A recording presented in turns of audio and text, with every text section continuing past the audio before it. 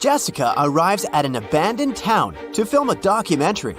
Can you count the number of vampires in this field?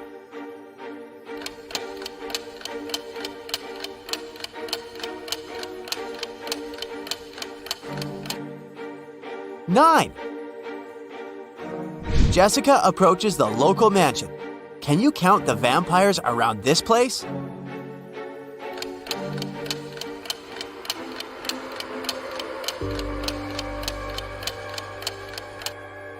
Zero. We only showed you 7 ghosts. Jessica enters the mansion and meets Albus. His age today is 3 times what it will be in 3 years from now, minus 3 times what his age was 3 years ago. How old is Albus?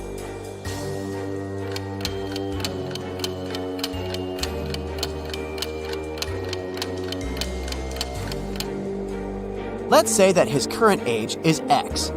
Then, the following equation will help to figure out the answer. So, Albus is only 18. Albus hosts a party and invites Jessica. The party goes well, and Jessica makes a lot of interesting videos. But suddenly, the lights turn off for 20 seconds. When the power is back again, Jessica sees that someone has stolen her expensive video camera. Albus questions 3 suspects. Casimir says, "I was eating when the lights turned off. Luckily, I managed to grab the last strawberry cupcake at this party." Morgana says, "I didn't touch her gadgets. I was dancing with Bastian when the lights turned off." Bastian says, "I only came to this party to see Morgana. I didn't look at other women or their things." Who's lying?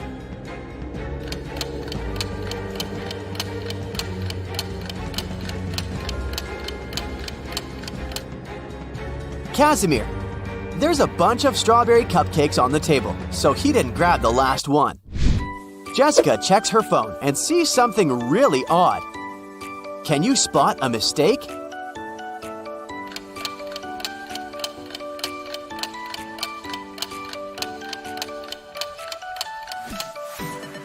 Wi-Fi and airplane mode can't be active at the same time. Angelina, Karen, Margot, and Sandra have a musical jazz band. They arrive at the party to perform at a concert. But just before the beginning, everyone realizes that Karen had disappeared. Albus finds her locked up in the basement of his mansion. "It was dark, so I didn't notice who locked me in." Can you guess who did that?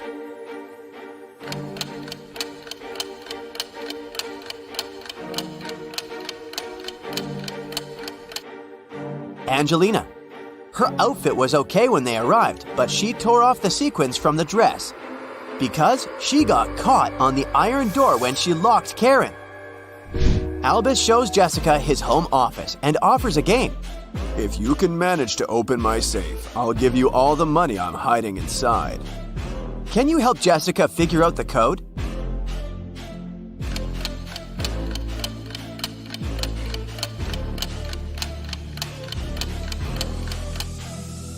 Take a look at the dice in these 2 paintings. It's a clue. The code is 6324. Albus points at these 2 women and tells Jessica, "Meet my wife, Nina." Can you guess which lady is Nina?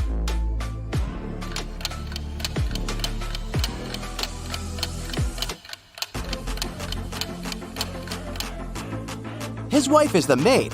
She's wearing a ring while the red-haired lady isn't. Jessica arrives back at her office, but she can't unlock the corporate computer. Someone changed the 10-letter password and left this clue. Can you figure out the new code?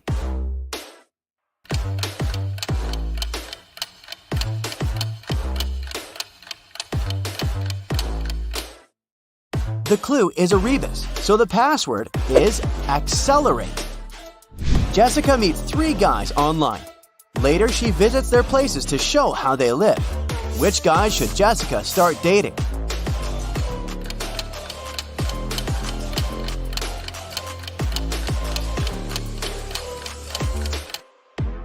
Magnus has wedding portraits all over the room, so he's married. And Leo seems to be a criminal. so she should choose Nick. Early in the morning, Jessica receives a call from her coworker, Tyler. "Jess, please come as soon as possible. I've just arrived at work. Someone robbed us. It's a huge mess. They even trashed the furniture." Jessica comes to the office and studies the crime scene. Tyler says, "Look, they stole all the documents and expensive video cameras from this locker. But I've got the only key. That means the robber broke the lock. I bet it was one of your new employees, Jill and Dan. I think they work for another company undercover. What do you think?" Jessica replies, "I doubt it. You'd better tell me why you're trying to frame those guys." Why did Jessica think that Tyler is lying?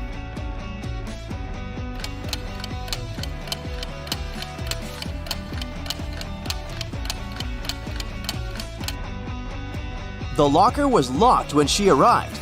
Tyler has the only key. If Jill or Dan had broken the locker, they wouldn't be able to lock it back up. Jessica was invited to an elite billiard room. She finds the entrance, but the door is locked. She needs to enter a 5-digit code. Can you help her figure out the password?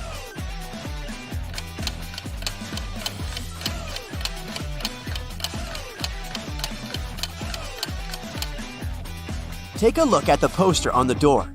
It shows 4 numbered billiard balls organized in a row.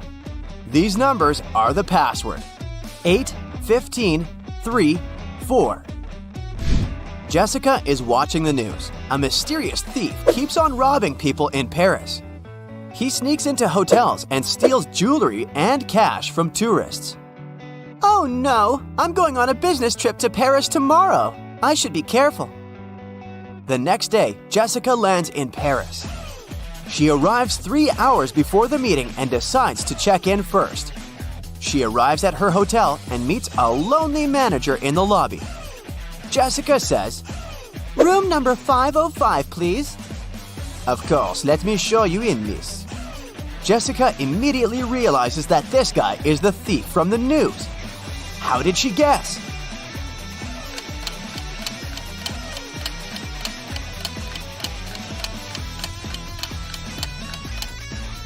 It's a 3-story hotel. There can't be a room 505 in the building.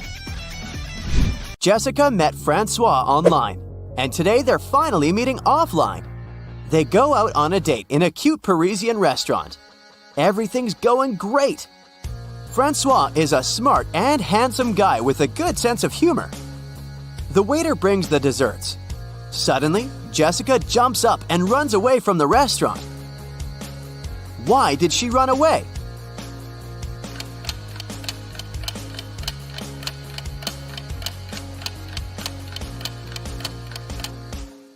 Jessica saw Francois' face in the news. He's a runaway criminal. Jessica enters the local gift shop. The owner complains, "Someone stole the goods from my shop. About 10 items disappear from the shelves every week. The staff members have no idea who the thief is." Jessica offers the shop owner to investigate this case. She watches the CCTV footage and identifies who's guilty right away. What about you? Can you spot the thief?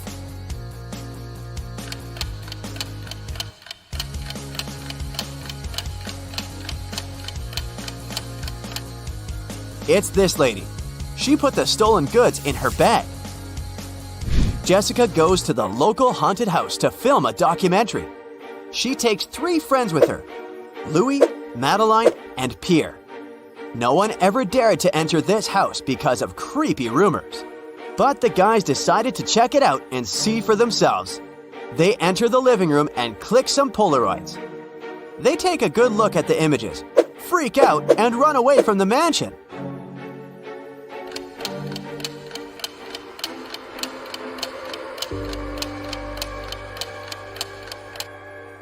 Only 4 people walked inside the mansion. All 4 are standing in this picture. If they're here, who took this shot? A ghost?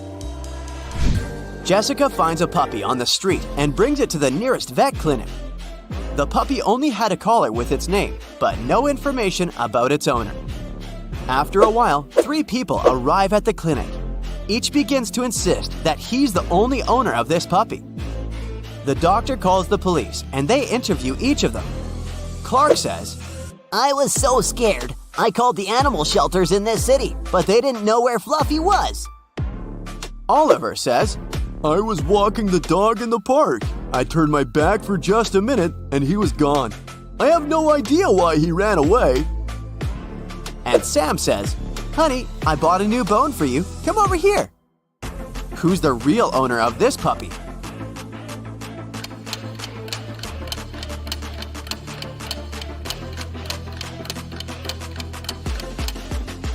Take a look at the puppy's collar.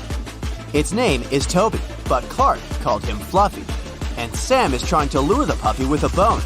So the real owner is Oliver. Jessica is visiting a speed dating event. She talks to 3 guys. Each tells her a couple of facts about himself. Pierre says, I'm an artist. I've just signed a contract to paint a wall in the local co-working space. I've never been in a serious relationship, but now I'd like to find a muse and settle down with her. Jacques says, I'm El Reto. I used to be married, but she moved abroad. And now my work is my only girlfriend. And Glenn says, I run my own restaurant. I'd like to find a soulmate to cook delicious meals for her every day. Who should Jessica choose?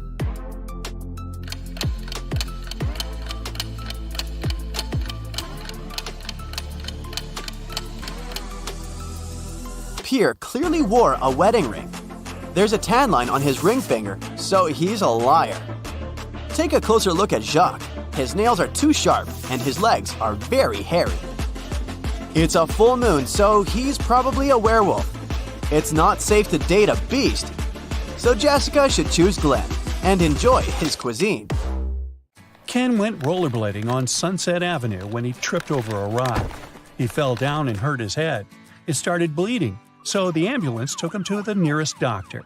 As soon as Ken was allowed to have visitors, 3 ladies came inside his room saying they were Barbie. They looked pretty, so Ken got really confused. Take a look at the 3 women that say they are Barbie and see if you can figure out which one is telling the truth.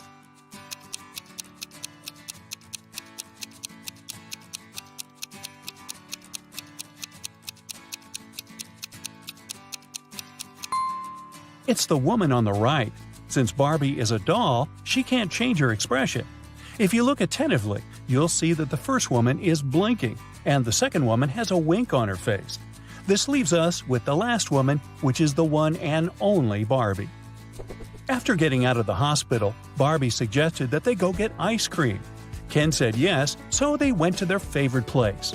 Barbie ordered a blue ice cream, and Ken got a green one. When they were about to eat their desserts, a stranger came next to them and said one of the ice creams was poisoned. Take a look at the image. Can you tell which ice cream isn't safe to eat?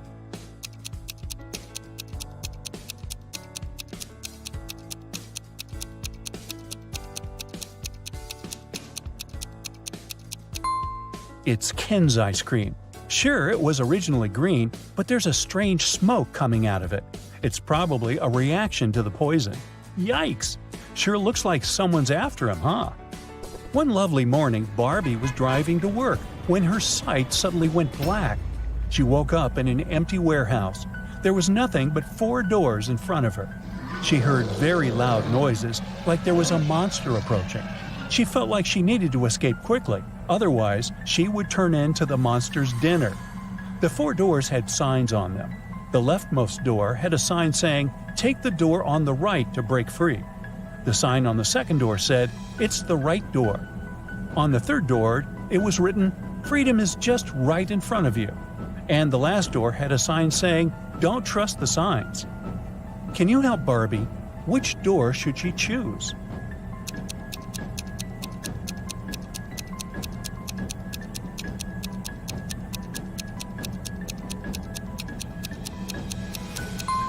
Well, there's a bit of wordplay here. Let's see why.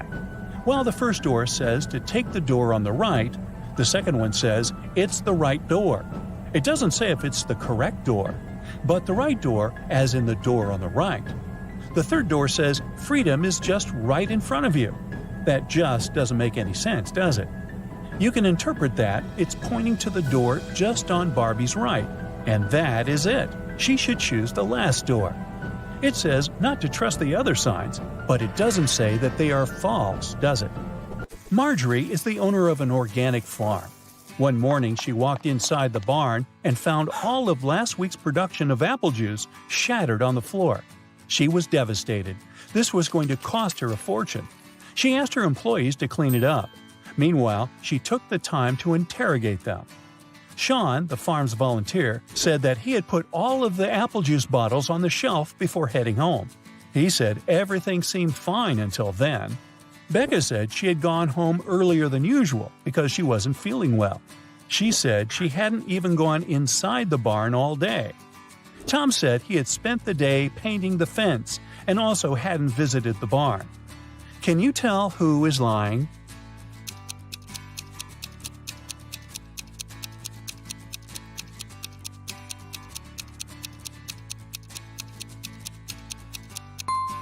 Tom is the one lying. Take a look at the fence behind them. It's definitely not painted. Linda was staying at a famous hotel where a lot of celebrities live. The glamorous building had 7 floors. 5 A-list celebrities were living on the ground floor, and 8 Hollywood stars were living on the first floor. On the second floor, there were 11 not-so-famous people. Each floor above those had 3 more celebrities living on it than the previous one. All of these people leave for work every day. Can you guess which floor calls the elevator the most?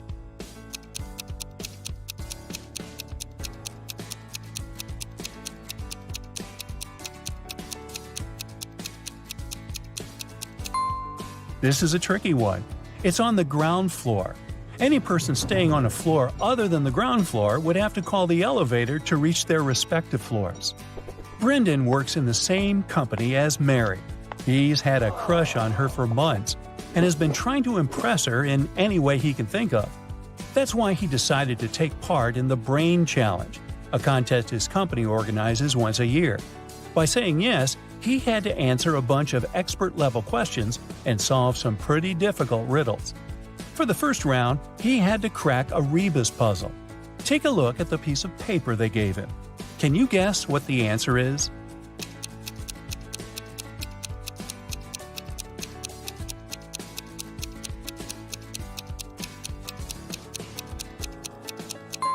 The answer was broken promises. Ooh, nice.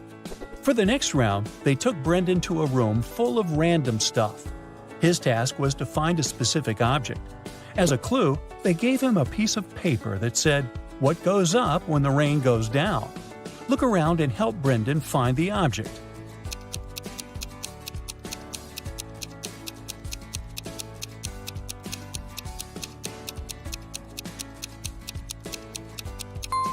It was that red and white umbrella over there.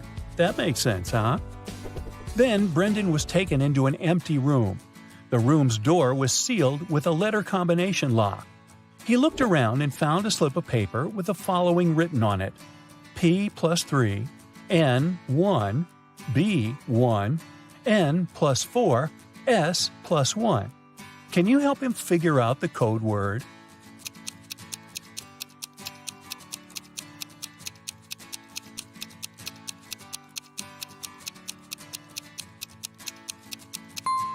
It took Brendan a while to figure it out, but he was able to crack it.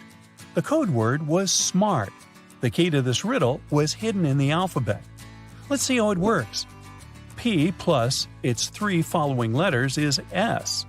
N, 1 letter is M, and so on. For the final round, Brendan had to solve an AI riddle.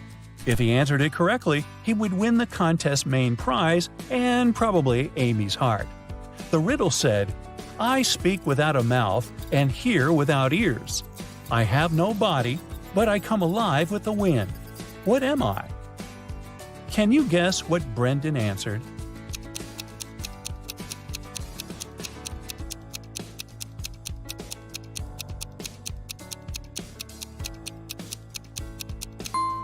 The correct answer is echo. Dave, a chief police officer, received a call late one night. Mrs. Brown, a famous chemist from UKC, went missing from her lab. Dave spent a few hours searching her lab and found a note with random numbers. It didn't look like a study she had been doing, so Dave guessed it must be a clue about where she was. The note read 26, 3, 58, 28, 27, 57, 16. Based on the note, Dave managed to find where Mrs. Brown was. He found the culprits, arrested them all, and freed the scientist. Can you guess what was written on the encrypted note and how he understood it?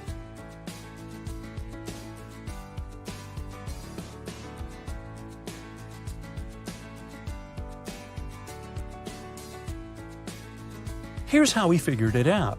Each number on the note corresponded to an element in the periodic table. So the element that corresponded to the number 26 is Fe, iron. The number 3 is Li, lithium. And 58 is Ce, cerium. Using this logic, the first line spelled out Felice. By the same logic, the second line spelled out Nicholas. After discovering the names, Dave must have tracked the two people down, arrested them, and discovered where they had taken Mrs. Brown. In a small town, 3 teachers went on leave all on the same day. Janet said she had gotten into a car accident and had broken her leg, so she was having difficulty walking with her new cast. Emma complained that she had a very unfortunate workout and had injured her neck, so she was having trouble looking sideways. And Tina said she had fallen from her bike and had hurt her arm. One of the teachers was lying. Can you tell who?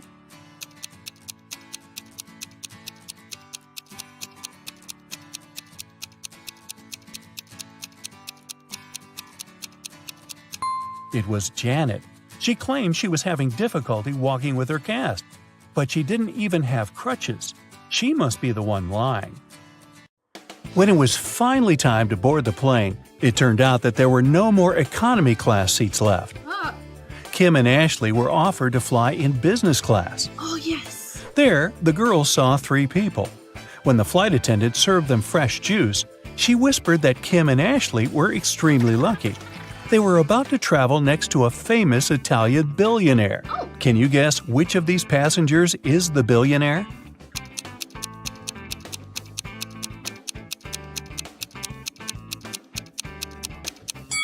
This glamorous lady is a good candidate, but it's very unlikely a billionaire would wear a 100% polyester coat.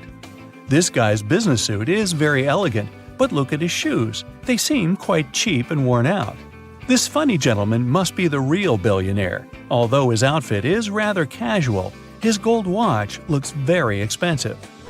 The glamorous lady began to chat with Kim and Ashley. She told them she had recently visited an exotic island with her friends. Then she showed the girls some pictures. When the lady went to the restroom, Ashley whispered to Kim, "This woman is a liar. She photoshopped this picture." Oh. How did Ashley know that?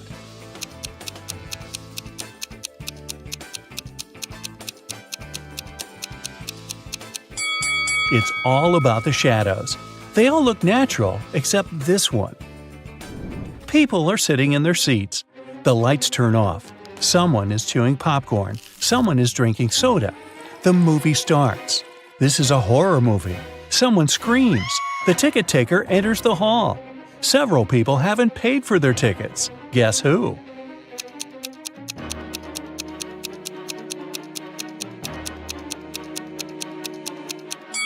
No one has a ticket here. Free entrance, the note pinned to the back door claims. Once, on a cold winter night, someone stole jewelry from a famous singer's house. The thief didn't manage to run far away because a police car was passing by. The burglar hid the bag with the jewelry in the snow and disappeared into the crowd. Detective Anderson managed to catch 2 suspects. Look at them and try to guess who robbed the singer.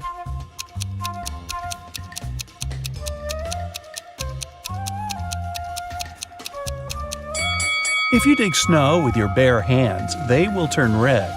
This man has red fingers and palms. But that woman could dig snow wearing a pair of gloves, so she could be the thief too.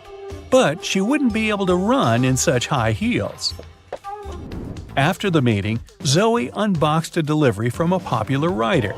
He sent Zoe his new masterpiece in secret. Zoe didn't say anything about this to her colleagues, but one of them was actually trying to steal the script. Can you guess who this person is?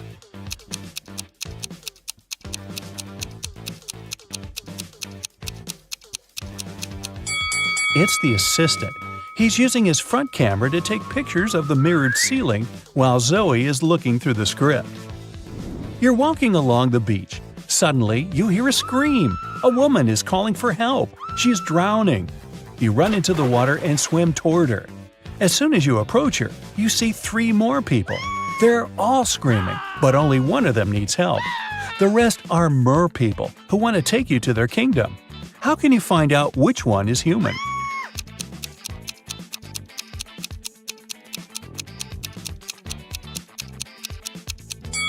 Dive under the water to see who has a fishtail.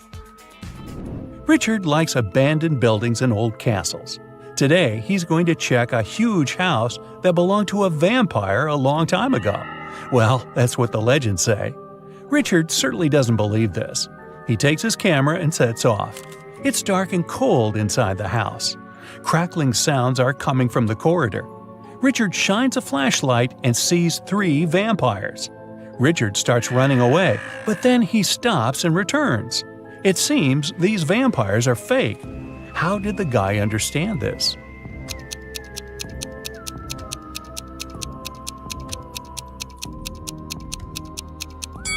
There's a mirror on the ceiling above the first vampire, and he gets reflected there. The second vampire has no fangs. The third one? Uh-oh, he seems to be real. Better run! Now, Richard wants to visit an abandoned hospital. There are rumors that werewolves live there. Richard is sure it's a myth. He's walking around dark hospital wards all night, but finds nothing. He's about to leave, but 4 men block the exit. They are howling and growling. Which of them is the real werewolf?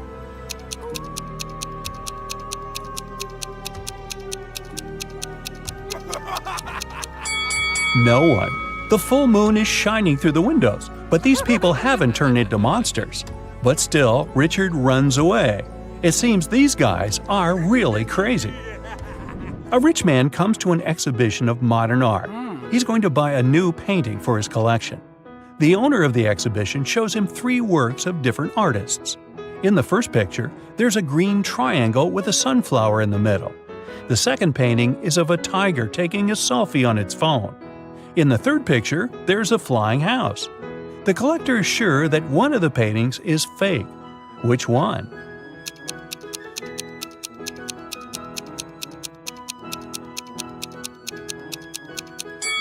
Each canvas has the artist's signature and the date when it was created.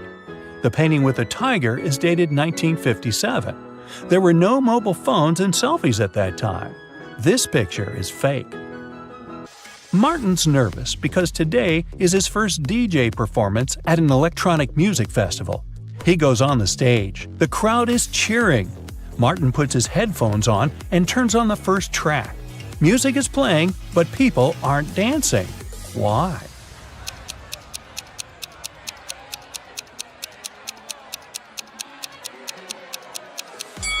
The music is only playing in the DJ's headphones. Martin hasn't connected the wire to the speakers, see? Jack is walking through an ancient, abandoned city in the desert. Treasure is hidden somewhere here. Jack checks the map and finds the right place. He starts digging. 6 hours later, exhausted, he hits something with a shovel. It's a chest. Jack pulls it out of the ground, rips off the rusty lock, and opens it. The chest is filled with ancient gold coins. Each of them costs hundreds of thousands of dollars. Now Jack is incredibly rich. But he shouldn't be happy because all the coins are fake. Why is that?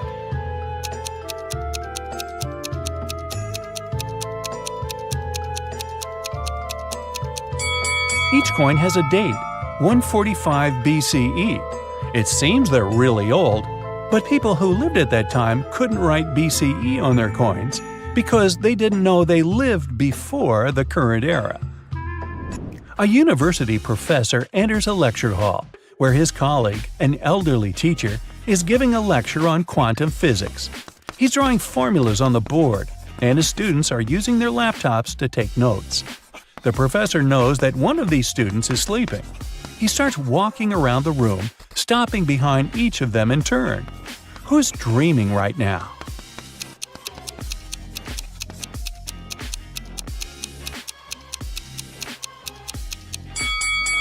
Almost all of the students are writing the formulas down in their laptops, except that one. His screen is off. That's because he's fallen asleep. Detective Anderson is chasing a robber dressed in a tuxedo. Suddenly, the criminal runs inside a huge hall. All the people there are formally dressed. Help Detective Anderson find the suspect among them.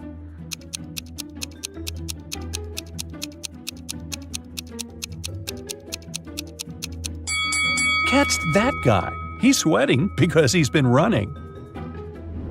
Leo's boss yelled at the guy because he hadn't completed his weekly work plan. Now, Leo has to spend his entire weekend in the office finishing his work. The boss took Leo's magnetic card so that he couldn't leave the building. Several hours had passed. Leo feels hungry.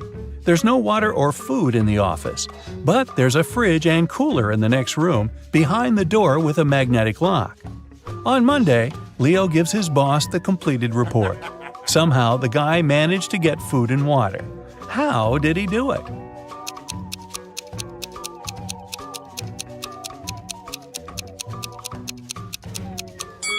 Leo just went to the refrigerator and got himself some food. No one said the door with a magnetic lock had been locked. Victoria approaches her house. The light bulb turns on automatically and lights her way to the door. Victoria inserts the key and goes inside. A couple of hours later, the doorbell rings. She looks through the peephole and sees a silhouette of a man wearing a hat. Victoria is afraid to open the door, but not because it's a stranger, but because it's not a human. Why does she think that?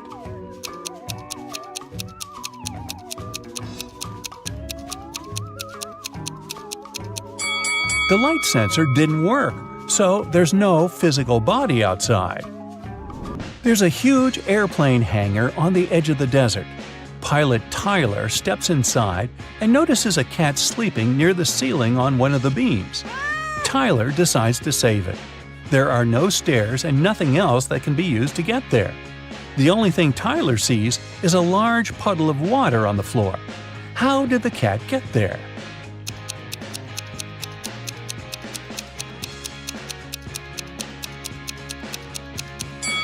There was a pyramid of ice cubes. The cat climbed to the top of it and reached the ceiling. Then the ice melted and left the puddle.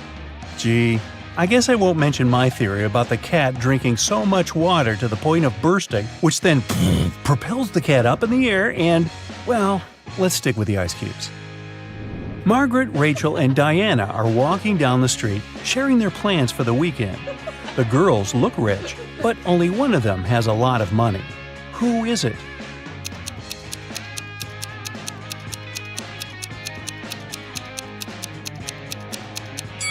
It's Margaret. You can notice the key to a Ferrari in her bag. Rachel had been dreaming of becoming a famous actress. Finally, her dream was about to come true. A famed talent agency had invited Rachel for an interview. She arrived at the office to meet her new agent early in the morning. Hello. There were 4 people in the conference room. Can you tell which one is Rachel's agent?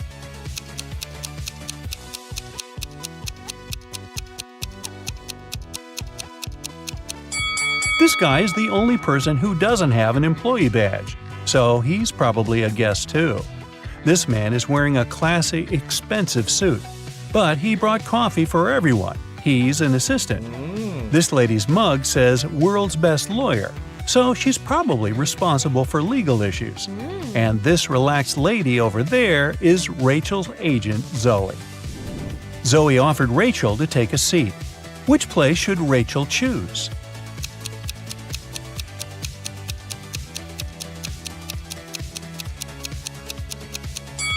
This chair is missing one leg. Someone has spilled coffee on this chair. it has written "The Boss" on the drink in this cup and left it on the table next to this chair. And someone has left a sweater on this chair. So Rachel has only one option. Here it is. Okay, get ready. Today I'll show you different riddles, and you'll have to decide which girl is behaving least wisely, which is a nicer way of saying she's a dunderhead. You'll have 7 seconds to decide. The riddles may award 1 point, 2 points, or 3 points. So grab a piece of paper and give yourself the points each time you get it right. We'll start with the easiest questions that earn 1 point each. Autumn and Hope are going for a walk with their friends. It's 60 degrees outside. Who is dressed in the worst way?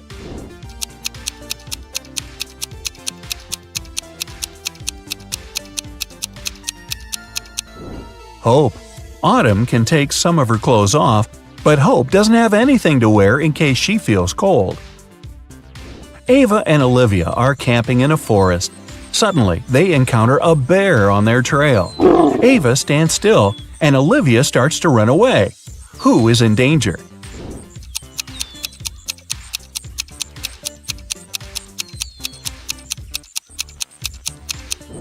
Olivia.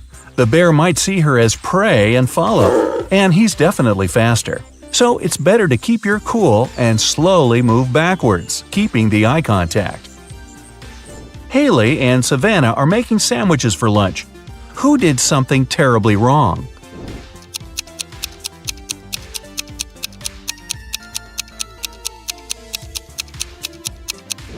Haley. She put rat poison in the sandwich instead of jelly. Delaney is on the road trip and stopped to make a couple of pictures.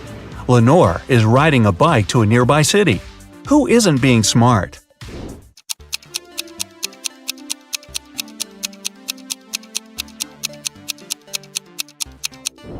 Delaney. She parked her car right under the sign that says "Parking isn't allowed." Jane and Charlotte are learning how to swim. Jane went to the lake with her little siblings, and Charlotte went to the ocean with her friends.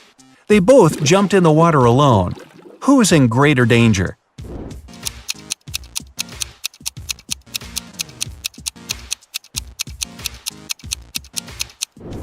Jane. In case she struggles, her little siblings won't be able to pull her out.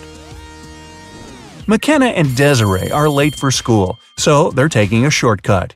McKenna takes the way through the woods, and Desiree decides to go across a frozen lake. Who's in danger?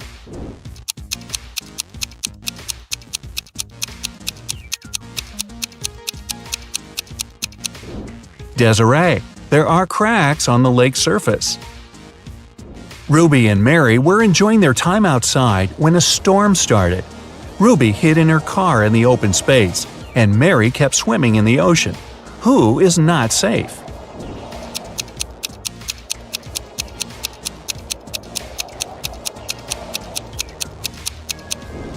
Mary should get out immediately. It's dangerous to touch water during a thunderstorm. It's okay to hide in a hardtop vehicle as Ruby did.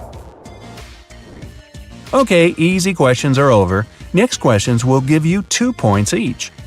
Paige and Riley are going on a date, but they tell their parents they're practicing instead. Paige plays tennis, and Riley plays soccer.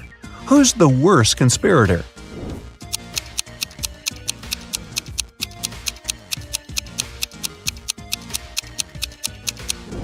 Riley. She's dressed inappropriately for a soccer game. Unlike Paige, she doesn't have any change of clothes or equipment with her. Quinn and Sandra are working in a garden. Quinn was told to water the flowers, and Sandra should mow the lawn. Who's doing something wrong?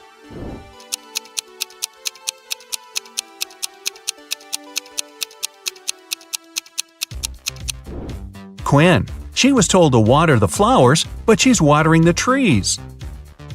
Everly and Jasmine drove to a mall. Everly left her belongings in the car, and Jasmine locked her dog there while she's shopping. Who's being more stupid?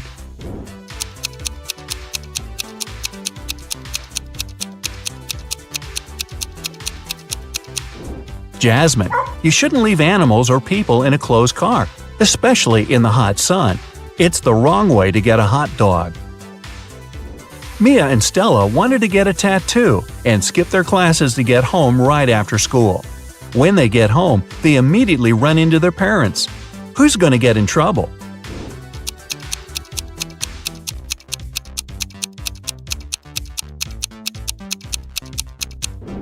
Stella. Her tattoo is right on her wrist, and there's no way her parents won't notice it immediately. Hannah's best friend is teaching her ice skating, and Lily is learning to ride a bike with her older brother. After several minutes, they feel like they've got it and ride away from their supervisors very fast. Who's least careful?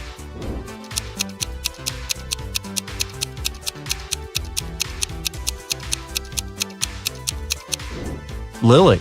Hannah has the railing by her side that she can grab in case she falls. Lily will crash to the ground. Kylie and Abby are bloggers getting ready for a party. Who is missing something?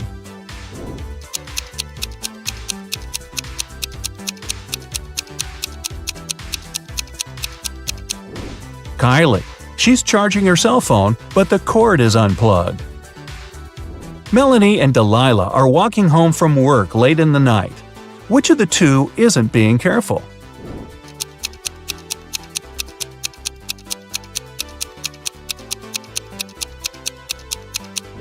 Melanie. Although she's walking in a less creepy place, there are no people around. If something happens, no one will be around to help her. Sophia and Brooke went camping in the forest. Suddenly, they notice a moose moving towards them. Who is in greater danger?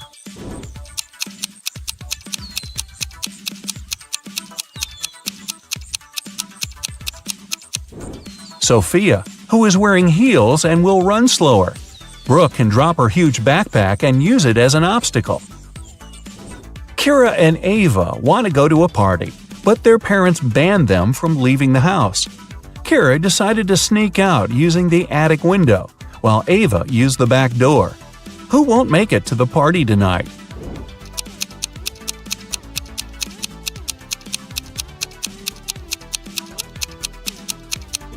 Ava. Kira is quite risky, but Ava's dad is reading a newspaper in the backyard. Maya and Chloe went for a walk. Maya went to a forest and stopped to take selfies with a friendly squirrel she met. Chloe went hiking and decided to take a selfie on the cliff. Who is in danger?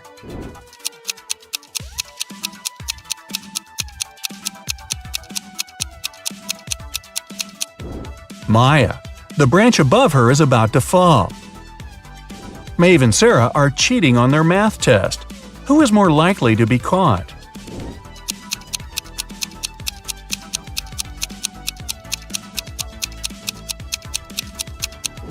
Sarah. Although she's sitting in the back, the teacher's looking right at her.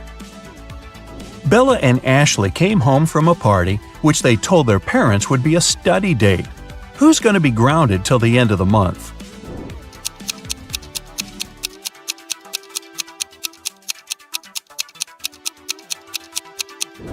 Bella. She'll have a hard time coming up with a logical explanation for the confetti in her hair. Elizabeth and Kate are late for work, so they're driving above the speed limit. Which of them is in greater danger?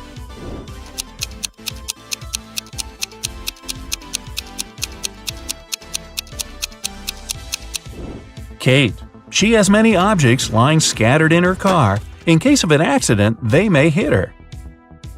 Ariana and Serena have to do their house chores before they'll be allowed to go to the birthday party. Who is going to be late?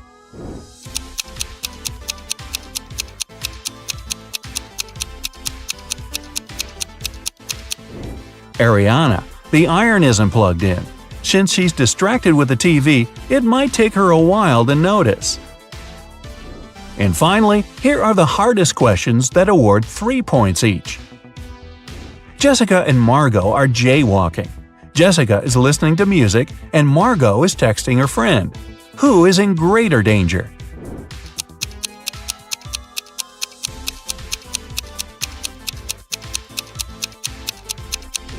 Jessica. Although they're both behaving poorly, Margot is on a straight road where she can be noticed. Jessica is jaywalking before the road takes a turn. Someone might not have enough time to react and stop.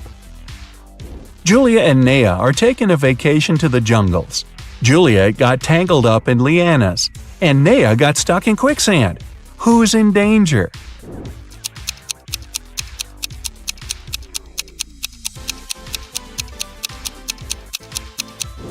Juliet. She can't get out, and there's a jaguar approaching her. Nea is relatively fine because it's actually difficult to sink in quicksand. Leah and her friend Caleb went camping. Caleb was bitten by a snake, and Leah is sucking the venom out of his leg. Amelia is on the trip as well, and there's a black widow on her neck. Who is in danger?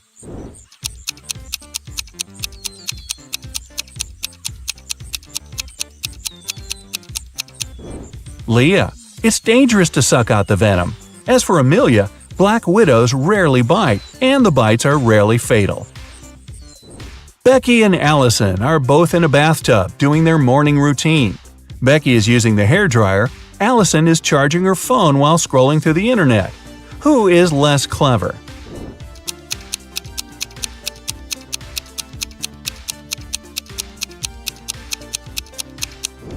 Allison.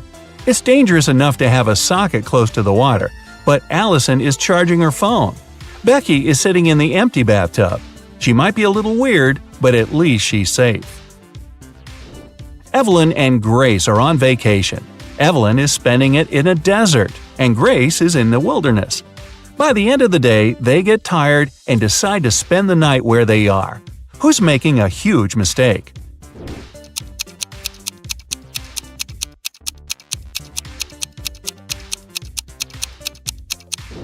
Evelyn. Night temperature in the desert can fall to 25 degrees Fahrenheit and she'll be freezing. Grace's fire will scare away wild animals. Emma and Avery are planning to go to the movies with their friends tonight. Meanwhile, they're enjoying a hot summer day. Who's not going to make it to the movies?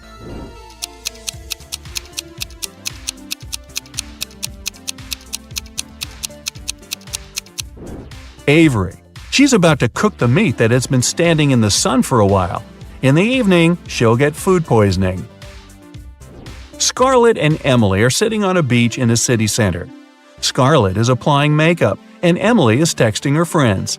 Who is more likely to be robbed?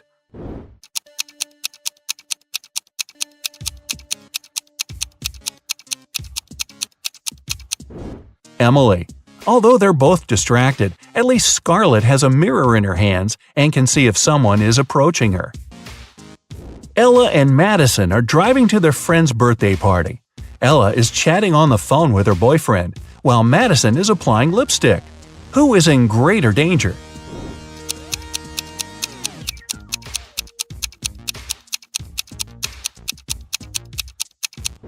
Madison. Although they both shouldn't be distracted while driving, Madison isn't wearing a seatbelt.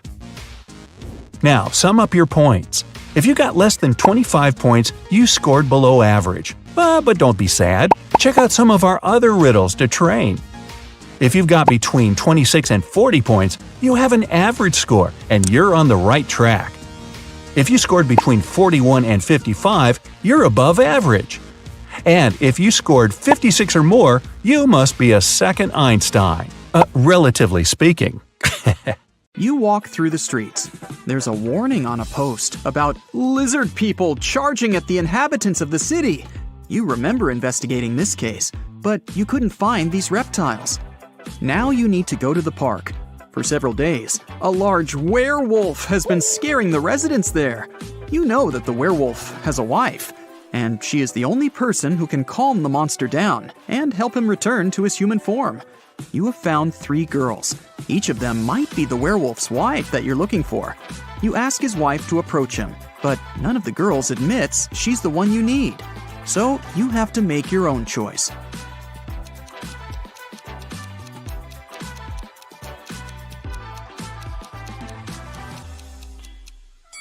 Do you see some wool on this girl's clothes? It's the wolf's fur, which means she's the wife. She walks up to the monster, hugs it, and the werewolf turns into a human. You're walking back to the car and hear some screams coming from the water. A woman is calling for help. You run into the river and swim toward the drowning woman. But when you approach her, you see 3 people. They're all screaming, but only one of them is a real human and needs help. The rest are mermaids who want to lure you to their kingdom. How can you find out who the real woman is?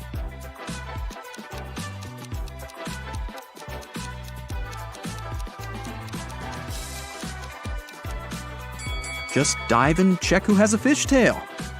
Emily has won the lottery, and now she can choose her prize. There are 3 options: a brand new Ferrari, a Gucci handbag, and Jimmy Choo shoes. Take a closer look at them and tell which prize she should choose.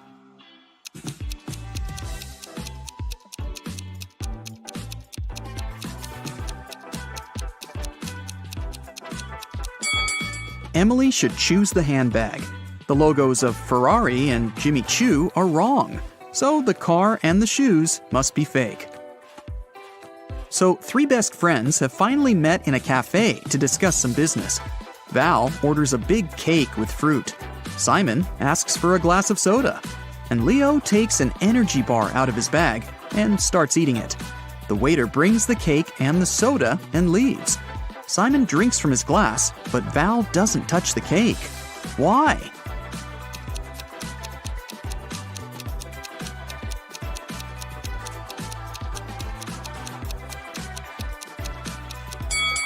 There are slices of tomatoes and cucumbers on it. Val asked for a fruitcake. An archaeologist makes his way through the dense jungle of an unknown island. He's looking for a valuable treasure, a 2,000-year-old ancient cup. If he manages to get it, he can sell the artifact for millions of dollars. He comes out to a small lake with a waterfall. He dives under the water and notices 2 caves. The cup is inside one of them.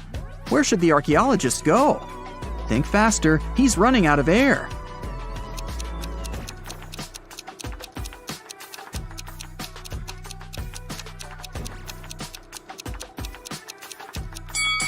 He needs to swim to the left cave. Air bubbles are floating out, which means there is some dry land inside the cave. 3 guys are sitting on the sidewalk. They're all in dirty clothes and look tired. Each of them hopes to get some money from people who are passing by. But nobody helps them, since one of these homeless people only pretends to be poor. Passers-by see this and don't want to help any of them. Who do you think is pretending?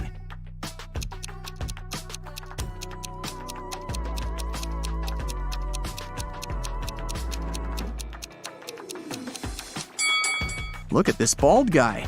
You can notice a smartwatch on his wrist. Samantha has been wandering through the desert for several hours. The sand is so hot that she can't touch it. Samantha notices a tent far ahead. It's definitely not a mirage. The girl quickens her pace and reaches the spot. She finds a bottle of water, 2 eggs, and a frying pan inside. Samantha quenches her thirst. Now she feels hungry. But it's dangerous to eat raw eggs in the desert. You can get food poisoning. Samantha decides to fry the eggs. She wanders around, trying to find some firewood, but sees nothing but endless dunes. How can Samantha cook the eggs?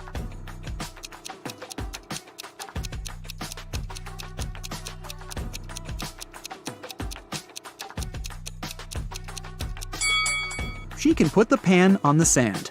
It's hot. The sun will add to this heat, and the eggs will fry. After taking a shower, Albert realizes he's lost his wedding ring. It seems that the ring fell down the drain. Oh no, his wife will return home soon, and she'll definitely notice this disappearance. The wife enters the apartment. She looks at her husband, asks him to turn around, and pulls the ring out of his hair. It got caught there while he was in the shower. But how did the wife know the ring was there? Albert was facing her.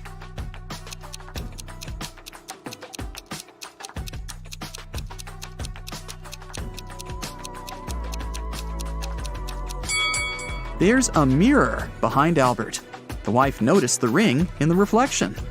2 powerful film producers are having breakfast in an expensive restaurant. They discuss the budget for a sequel to a very successful movie that got $500 million at the box office. They speak very quietly, since they mention important details of the script. They suspect that someone might overhear them. The producers are right. Some curious people are indeed eavesdropping on their conversation. Can you find them?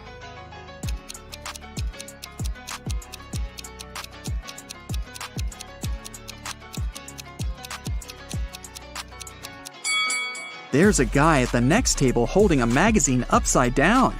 Obviously, he isn't reading it. He must be listening to the producers. That girl over there is a journalist. There's a camera lens sticking out of her backpack. See? She will post a video, and fans will be able to read the producer's lips. That man is eating a salad, but you can notice a microphone hidden in his long hair. 3 people are standing in line in front of an ice cream cart. The first guy is taking a cone from the seller. The guy behind him is nervous. His hands are in his pockets. The third guy is looking at something through binoculars. Which of them is a police officer?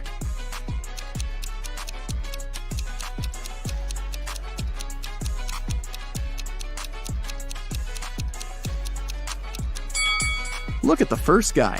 He's got a police radio in his pocket. "Where's my money?" the owner of the diner screams. It's 30 minutes till the end of the working day, but there's no money in the cash register. 3 employees have been working today, but they swear they haven't touched the money. They say there have been no customers in the diner. The boss doesn't believe them. He studies the employees, trying to figure out who's the thief. Linda is wearing a pair of sunglasses, jeans, and a stylish t-shirt. She also has an expensive phone. Michael is dressed in costly designer clothes. Sarah is wearing a regular jacket and a long skirt. Who do you think has stolen the money?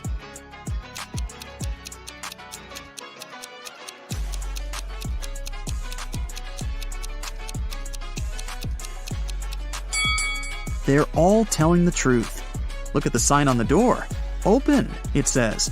This means people passing by the diner see the closed sign. The employees simply forgot to turn it over, and that's why there have been no customers. Starry sky, fresh cool air, endless dunes, a small campfire, and a tent. This place is a fairy tale. Sarah has always wanted to spend a night in a desert. She takes pictures of the stars, drinks hot tea from a thermos, and enjoys life. It's a perfect night. Too perfect. The smile disappears from Sarah's face. Everything is not real. 2 signs indicate that Sarah is sleeping now. What are these signs?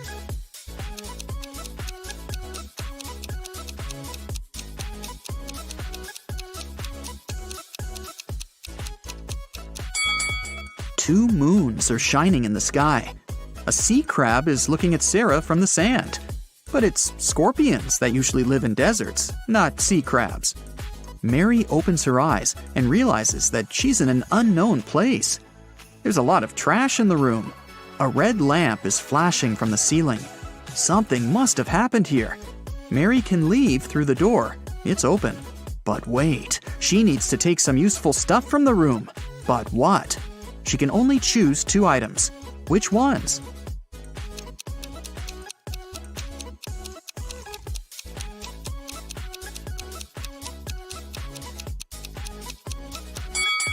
Mary needs to get scuba gear and a mask. Look at that small window. Fish are swimming by. Mary is underwater. The Millers and the Johnsons are going on a vacation. Can you tell which family has a daughter?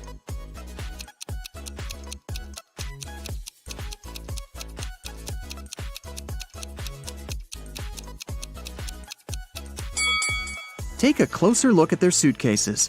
The Millers have 2 suitcases, but the Johnsons have 3. The extra one must be their daughters, who probably just left for a while. Let's move to Norway. After the Christmas break, 2 twin sisters, Alicia and Ada, came to visit their mother. However, one of the sisters has a boyfriend from Thailand, who she had visited right before her mother. Can you tell which one?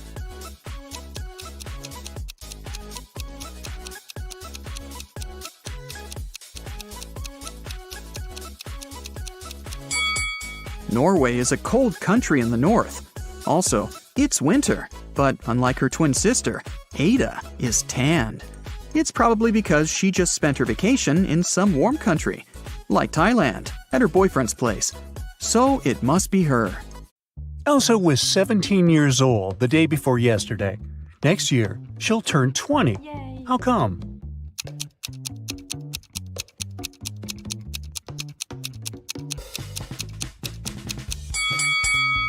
It's possible if the present day is January 1st, while Elsa's birthday is on the 31st of December.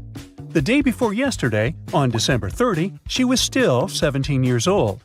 Yesterday, on the 31st of December, she turned 18. Thus, this year, Elsa turns 19 and next year 20. Elsa and her sister Helga explore an old attic in their parents' house. It's very dark and dirty. After that, they go downstairs to have some lunch. Helga's face is all covered with dust, while Elsa's face is super clean. But still, only Elsa goes to the bathroom to wash her face. Why?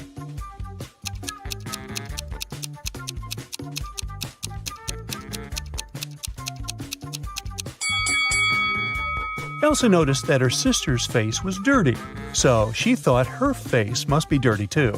As for Helga, she saw that Elsa's face was clean and assumed that her own face was clean too. After lunch, Elsa and Helga go for a walk across an enchanted forest. They reach the riverbank, but the bridge is closed for repairs. The sisters notice two dwarfs fishing in a boat near the bridge. They agree to help the sisters, but their boat is very tiny. It can fit either one sister or two dwarfs. Luckily, they manage to solve this issue. Elsa and Helga cross the river on the same boat. How?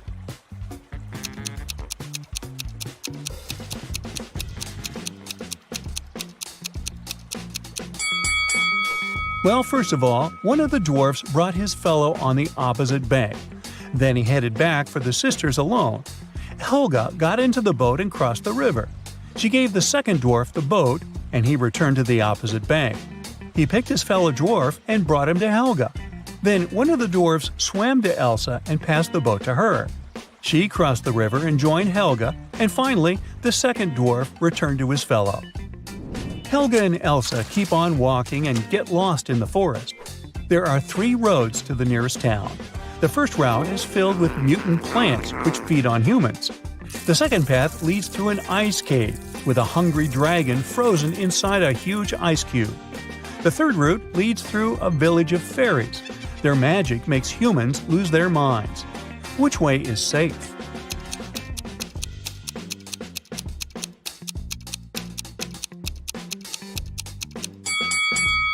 Well, the dragon is trapped inside the ice cube, so it's not that dangerous. Finally, the sisters reach the town. They're walking down the main street.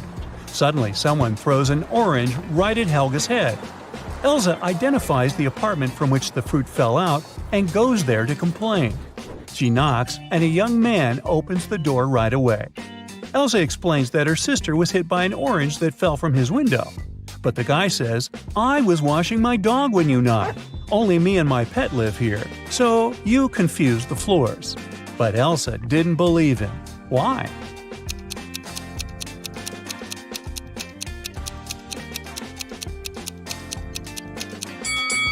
According to the man, he was bathing his only pet, but the dog's hair is dry. Therefore, his story is fake.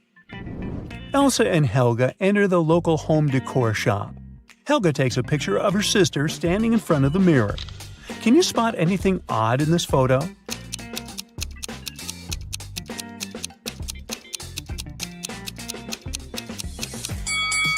Take a closer look at the mirror. Elsa's hands are reflected wrong, as well as the sale poster behind her. She must be a vampire. Just kidding. The sisters continue exploring the shop, but suddenly Elsa begins to scream and runs away. That's because one of these ladies is not alive. Can you guess who?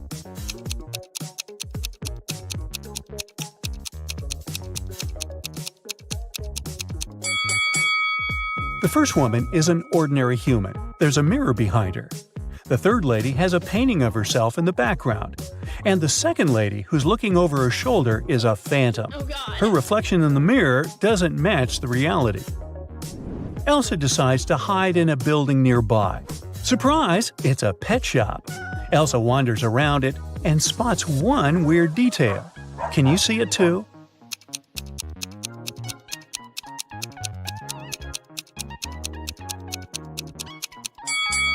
The turtle is wearing sunglasses. The locals tell Elsa and Helga about a creepy werewolf who has been scaring the citizens for several weeks. They only know that this werewolf is a lady and she has a husband. He's the only person who can calm her down. Elsa finds 3 suspects who might be the werewolf's husband, but none of them admits it. Can you find him?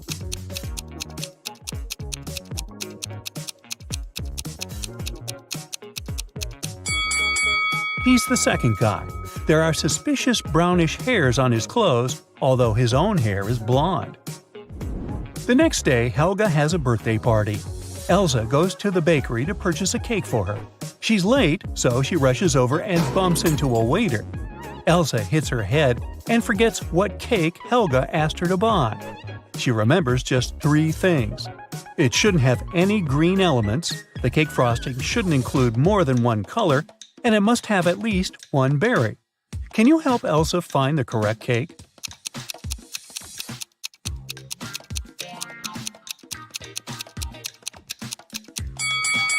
Elsa should take the 4th cake. It's a chocolate cheesecake, so it doesn't have anything green. The glazing is brown and is decorated with cherries. A perfect match. Elsa buys the cake and leaves. The bakery is located inside the highest tower in town. Elsa enters the elevator to go down, but she hits the wrong button and finds herself on the roof. She decides to take some pictures with the iconic huge clock installed at the top of this tower. Oops! Elsa drops her phone from the roof. She decides to leave, but someone has already locked the door, and the elevator won't work, so she's trapped on the roof. Luckily, Elsa can still change the time of the clock. What time should Elsa set on the clock to make someone notice and rescue her?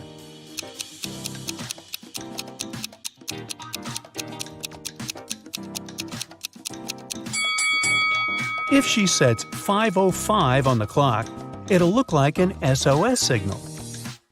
Finally, Elsa escapes from the tower and heads to the parking lot. Here's her car. Can you figure out the number of the place where it's parked?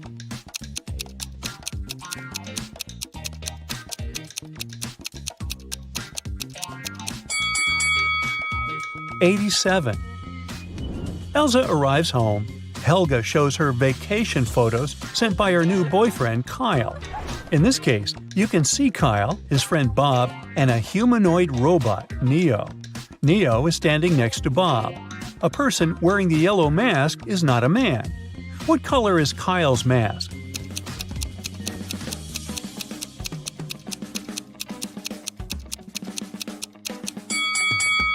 According to the terms, only the 3rd guy can be Kyle, so his mask is blue. The birthday party is going well. It's almost midnight, so Elsa goes to the kitchen and adds candles on the birthday cake. Suddenly, she remembers that the only lighter in the house is upstairs in her room. She leaves the cake at the table for a minute. Then Elsa returns and sees the cake smashed all over the floor. Oh, no. She questions 3 suspects. Lauren says, "I was in the living room all night. I don't know who did it." Wendy says, "I went outside to watch the full moon. It's so beautiful tonight." Kyle says, "I was shooting a TikTok dance with Helga." Who ruined the cake?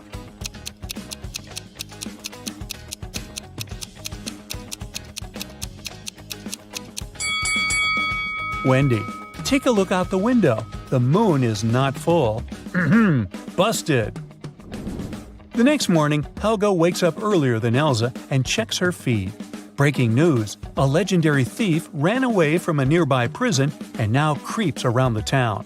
He's a talented shapeshifter, so no one knows for sure what he might look like. Suddenly, Helga hears someone ringing on the door. She opens and faces 2 guys who introduce themselves. Bob is a gardener from a nearby park, and Peter is a garbage man. Both guys want to use a bathroom, so they ask Helga to let them in.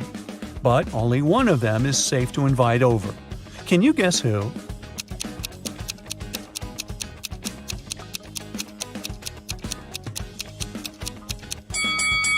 Bob is wearing clothes with red stains, but he's also holding a brush. so he was probably just painting a fence. Let's take a closer look at Peter's facial hair. One mustache has come unglued. It's fake. So he must be the runaway criminal from the news. Amber's husband, Carl, is an artist. Can you guess which one of these ladies is Amber?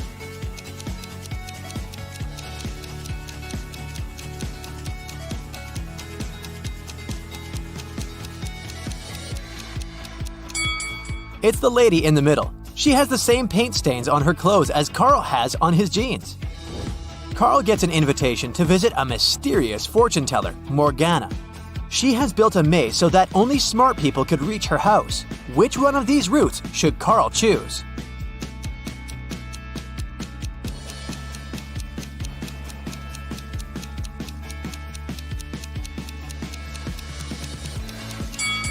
Only the first path will take him to the final destination.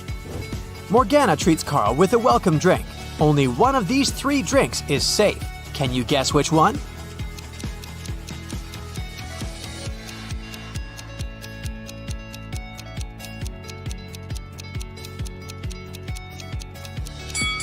The first drink. There's a human tooth inside the second glass, and there are too many flies around the third drink, so it's probably not fresh.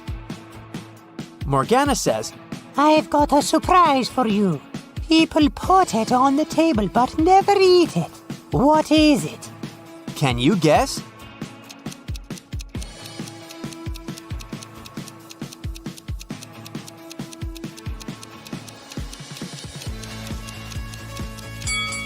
The correct answer is a pack of cards. Carl gets his brand new pack of cards. Morgana offers him a mind game. From the pack of 52 cards, she places 4 cards on the table face down and gives Carl 4 clues about the card. Card on the left cannot be greater than the card on the right. The difference between the first card and the third card is 8. There's no single ace among these 4 cards. Also, there are no face cards. And finally, the difference between the second and the fourth card is 7. Can you help Carl guess the values of all 4 cards?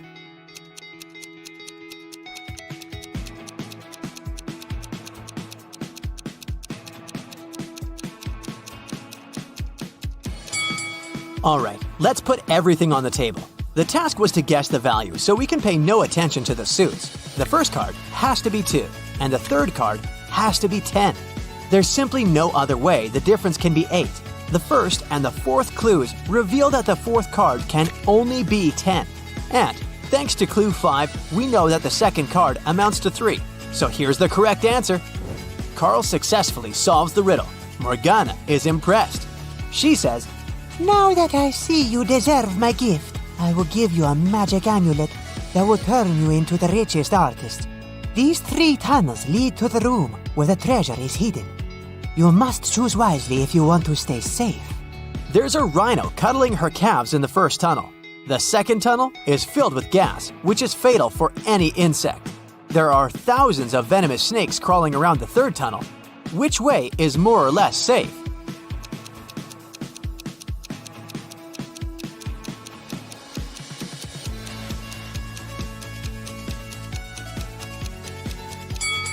The second one. Nobody said that the gas is dangerous for humans. The next day, Carl feels sick and goes to the hospital. He meets these 3 women in the lobby. Can you find a doctor's wife among them?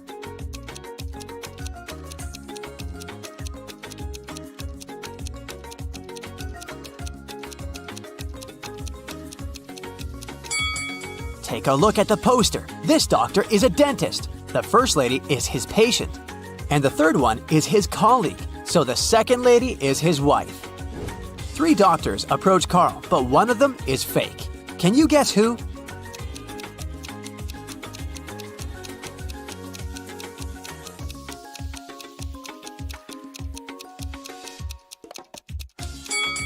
Take a look at this guy's badge. There's a female picture and a name on it, so he's probably an imposter. The doctor invites Carl to his lab. Can you help him find these 3 items?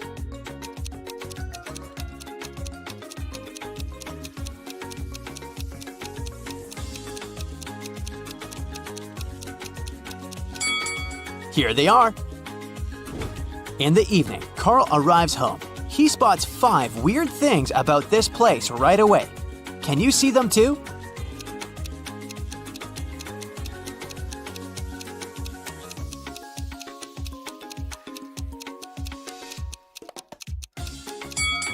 The house number is hanging upside down. This raccoon is talking on a cell phone. The bicycle is moving without a rider. This lantern doesn't have a lamppost and floats in the air by itself. And finally, these flowers in the garden are blooming in the middle of winter. Carl enters his house. Surprise! His friends prepared a secret party for his birthday. Everything goes well, but suddenly the lights turn off for 30 seconds. When the power is back again, Carl sees that someone has sneaked his lucky amulet from his neck. He questions 3 suspects. Rick says, "I was cooking snacks in the kitchen. The light turned off so suddenly." Bella says, "I was in the middle of a chess game when the power turned off." And Ren says, "I've been dancing in the living room for the last 30 minutes, and the dark didn't stop me." Who's lying?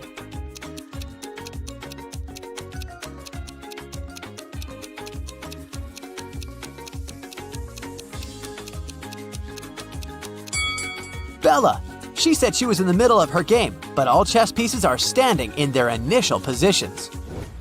Bella escapes with the amulet and flies away to Seychelles with her boyfriend Josh. Can you guess which one of these guys is Josh?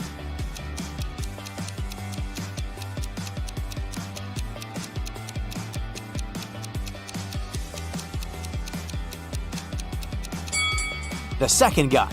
He's lying on her beach wrap. Bella is watching a boxing match on TV.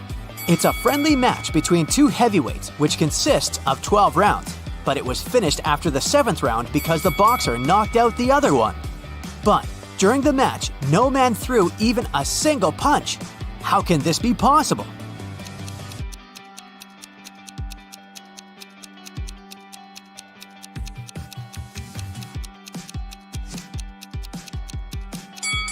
Easy. It was between 2 female boxers. In the hotel, Bella has only 3 neighbors on her floor. One of them is turning into a zombie. Can you guess who?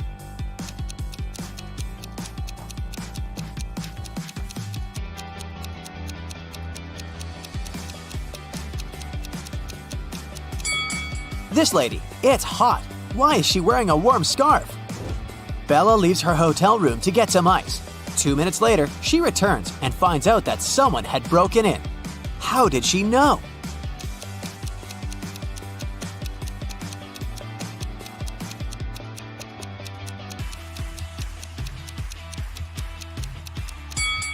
When she was leaving, the balcony door was open and now it's locked.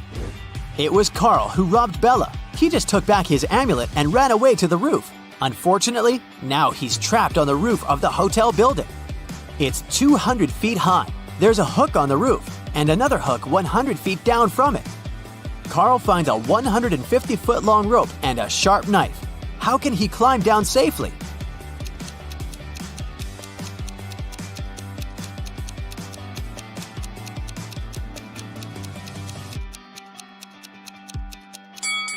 Carl should cut the rope into 2 parts, 50 and 100 feet. Then make a knot at the end of the shorter rope and put the longer one through it. Then he should slide down the ropes and untie the longer rope to be able to use it again with the second hook. Carl uses his lucky amulet and his art becomes super famous. One day, he receives a phone call from the police. They arrested a group of criminals who tried to sell illegal copies of Carl's artwork. They confiscated 3 paintings. Carl said that one of them is original. Can you guess which one?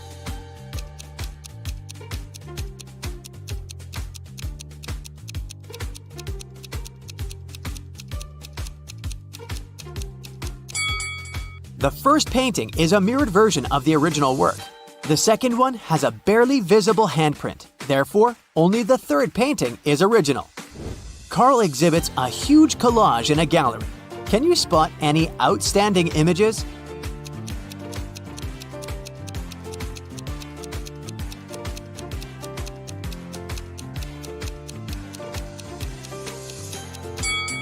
This guy over here. Carl goes to the gym for a morning workout. He sees something weird and freaks out. Can you spot what's wrong?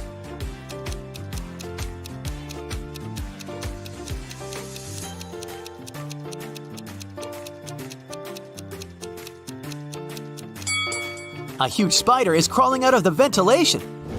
Carl puts his bags in a locker before going to the gym shower. He locks it and takes the key with him. He hangs the key on a hook together with his towel. After bathing, Carl finds out that someone had stolen the key and robbed his locker. He questions 3 suspects, but all of them say they were taking a shower and didn't see anything. Who is lying?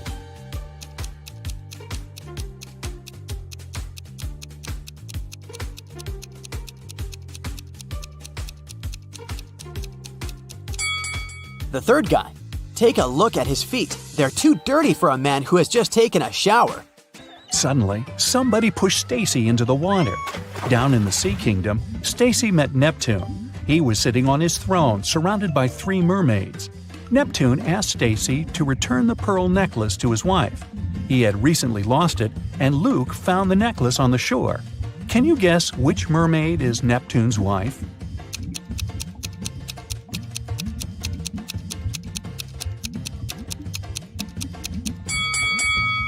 The third one.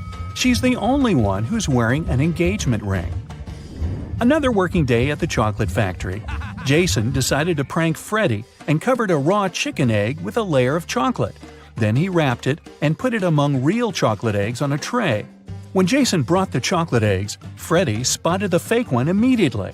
Can you figure out how?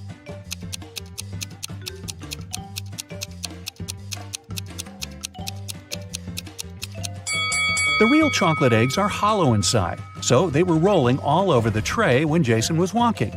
But the raw egg is heavier, and it didn't move much. What about the dressing room? Any odd details?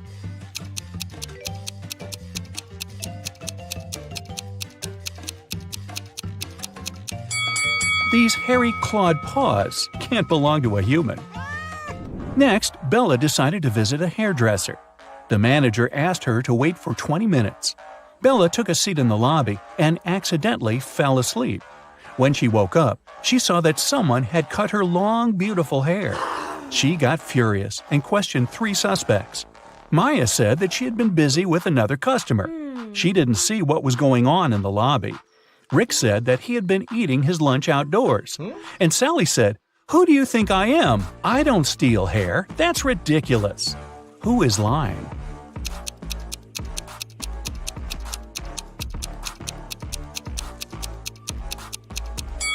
Both Maya and Sally had some cut hair on their clothes, but that doesn't prove their guilt. But Rick's lunchbox is full of food, which means he was busy with something else during his lunch break. Very suspicious. Bella's evening dress was too long and classy. She couldn't go to the concert hall by subway. So the hostel manager, Fred, offered Bella to give her a ride if she cracked his tricky riddle. I have a neck and no head. 2 arms but no hands. I'm with you at school, I'm with you at work. What am I?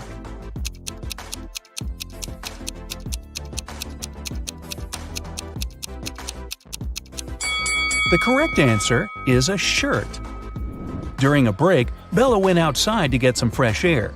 She enjoyed the evening along with the other guests. Suddenly, a street dealer offered Bella a diamond necklace for $20. What? She agreed right away and put the necklace on. Okay. Soon, 3 guests came over to Bella to claim the necklace. Pam said, "How dare you? This necklace has been in my family for ages. I lost it in the ladies' room." Diana said, "This piece looks very similar to my necklace. Someone stole it as I was moving through the crowd today. In any case, my jewelry collection is insured." And Sheila said, "I noticed that the necklace was gone after visiting the buffet on the 6th floor. Can you help Bella return the necklace to its real owner?"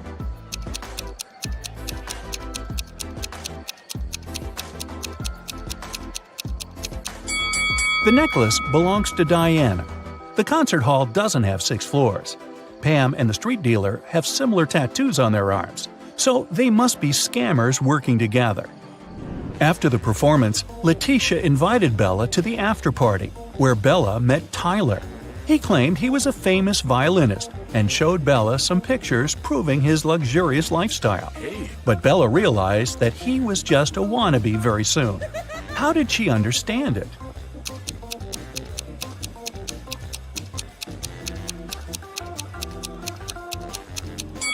Take a look at the trees in this picture. It's obvious that the wind is blowing to the right. Meanwhile, Tyler's hair seems to be swept to the left. The picture has been photoshopped. The next morning, Bella went to buy some groceries. She didn't have much cash, so she bought only 2 items, cheese and bread, and paid $1.10 in total. The cheese cost $1 more than the bread. How much did the bread cost?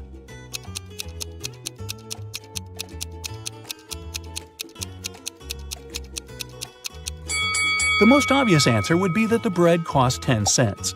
But if the bread cost 10 cents and the price of the cheese was $1 higher than that of the bread, the cheese would cost $1.10, and the total, in this case, would be $1.20. The correct answer is that the bread costs 5 cents and the cheese costs $1.05.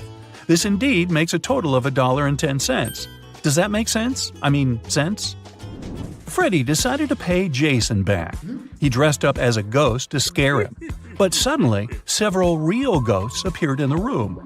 Can you figure out which of these ghosts is Freddie?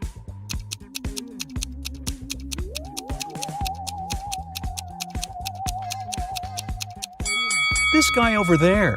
He's the only ghost who is not transparent at all. One evening, the factory was celebrating its anniversary.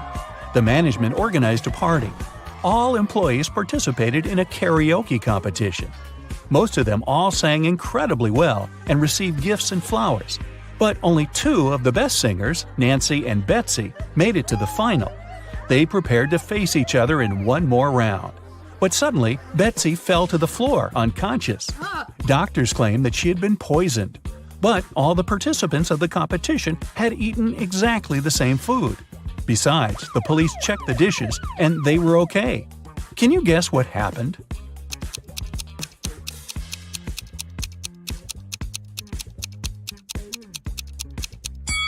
Someone poisoned Betsy's flowers. Next day, Freddie came to work as usual. He looked around and exclaimed, "Wait a minute! Who's brought a cat to the chocolate factory? No pets are allowed here. Can you see any animals?"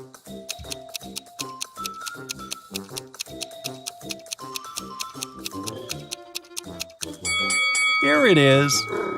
The cat got scared and ran away to another room. Freddie followed it. Can you spot the cat now?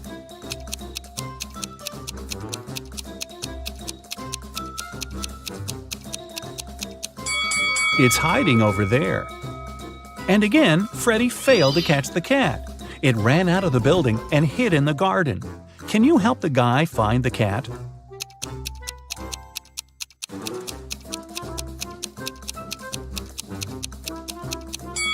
The poor animal is over there.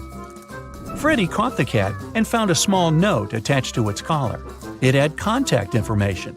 Freddie called the cat owner, but no one answered the phone. So, after work, Freddie took the cat and went to the address mentioned in the note. It was a creepy castle. The door was locked and required a password.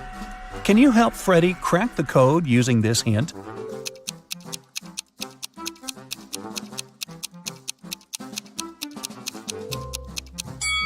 The password is rainbow.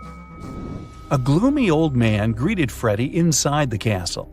Freddie expected that he would thank him for bringing the cat back. But the old man began to laugh evilly and locked all the ways out. Then he said, "If you manage to complete 3 tasks I give you, you will get $1 million.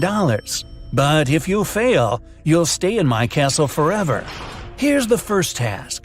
Help me find my glasses among all these vegetables." Can you help Freddie?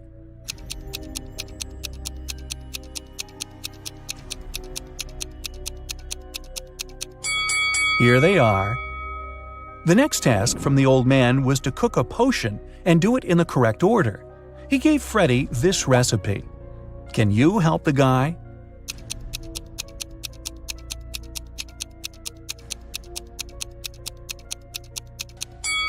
First of all, you gotta put curry. Then go for blueberries to make the potion look greenish. And finally, add tomatoes to make the potion look brown. As for these vegetables, Freddy doesn't need them. And the third task is to find a book in this messy room. Can you see it?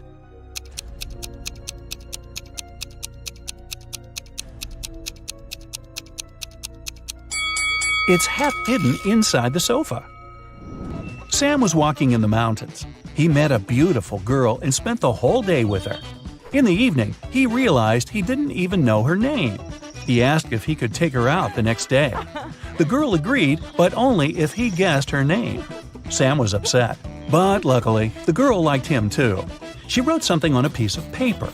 It was a hint. Can you figure out her name?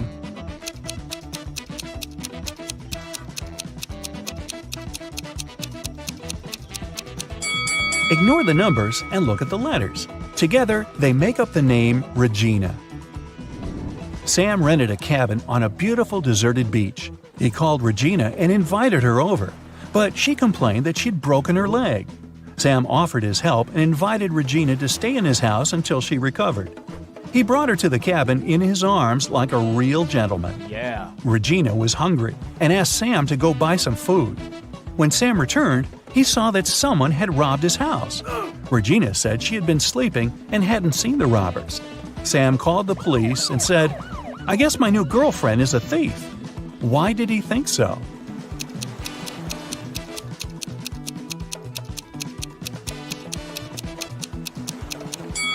Take a look at the cast. At first, it was on the right leg, but now it's on the left one. The police arrested Regina. They also detained 3 suspicious men. Jake said that he had been walking with his dog nearby. Bill said that he had been taking pictures for his blog. And Fred said he always surfed on that beach. Can you guess which of them is Regina's accomplice in the robbery?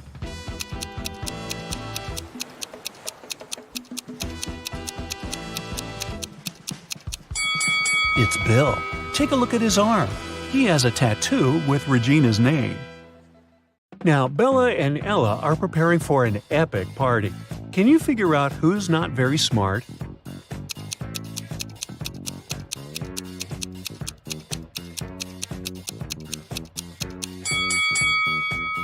Even though Bella looks as if she's about to touch a hot iron, the device is actually unplugged, so she probably won't burn herself.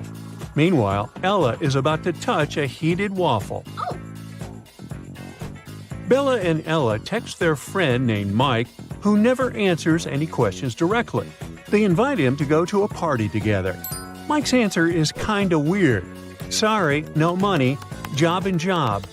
Now, can you help the ladies crack Mike's message?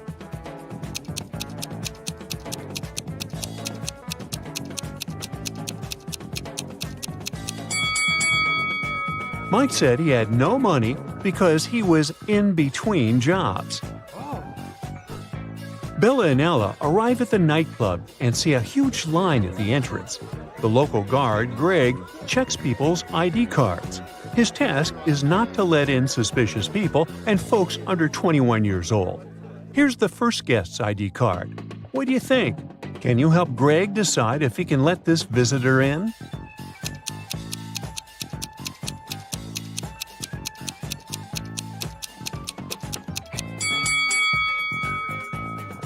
She seems fine. Let her in. Yes! Here's the next guest. What do you say?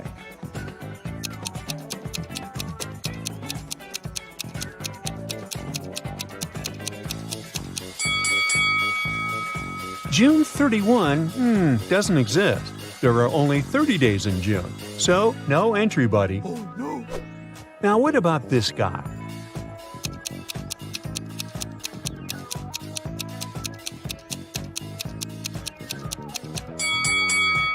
Something's wrong with his birth date as well. There was no February 29 in 1977. That wasn't a leap year. And what about this lady's ID?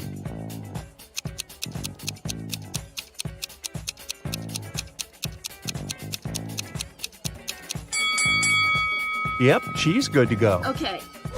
Here's another candidate. What do you say?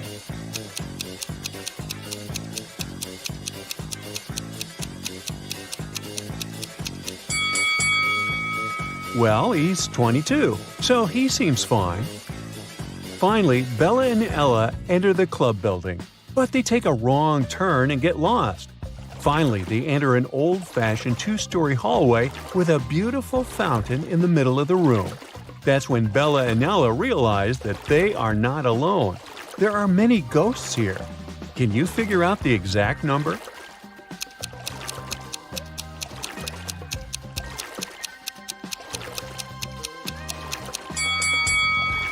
There are 7 ghosts in this space. One of the ghosts is hiding inside the fountain. And the lady over there is not a ghost. She's standing on her feet and she's sweating. So she's very much alive. The lady is the owner of the property. She says, "To get out of this place, you have to crack the following puzzle. Can you help Bella and Ella figure out what number is hiding under the question mark?"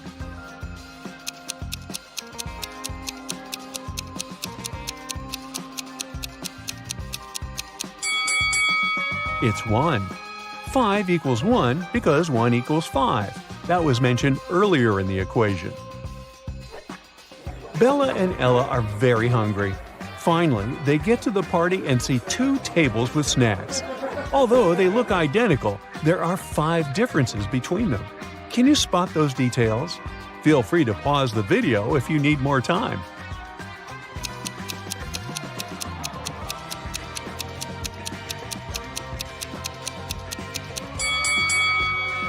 Here they are. Bella and Ella take a couple of selfies at the party. Can you spot 3 differences between these pictures?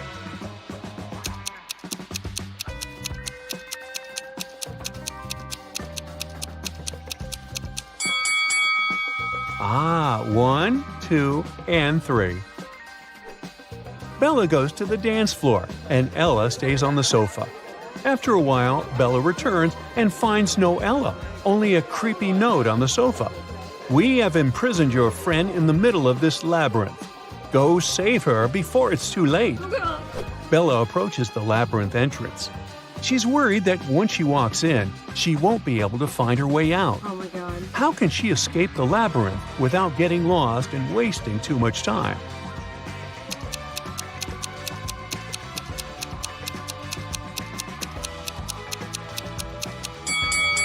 She should put her right hand on the right wall and go forward, touching it at all times. She'll be walking into traps along the way. But if Bella follows the right wall, she'll get out of traps and will eventually find her way out of the labyrinth. Let's take a look at this labyrinth from above. Can you help Bella find the correct path?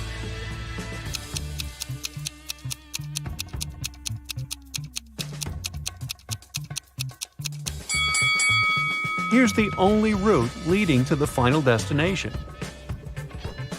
Bella manages to find Ella in the center of the maze.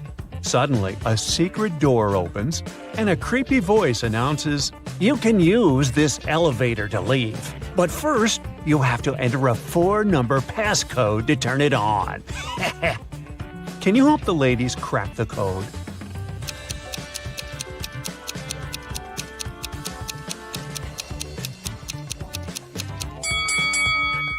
Take a look at the 4 symbols on the elevator. It's a hint. Each image implies a number. The word crown consists of 5 words, so it implies 5. Necklace implies 8, ring 4, and diamond 7. And the code is 5847. Oh. Bella and Ella want to return to the party, but they face a guard who says, "You'll have to crack my riddle if you want to come in." What is that thing that you have to break before you can use it? The ladies crack this mystery right away. What about you?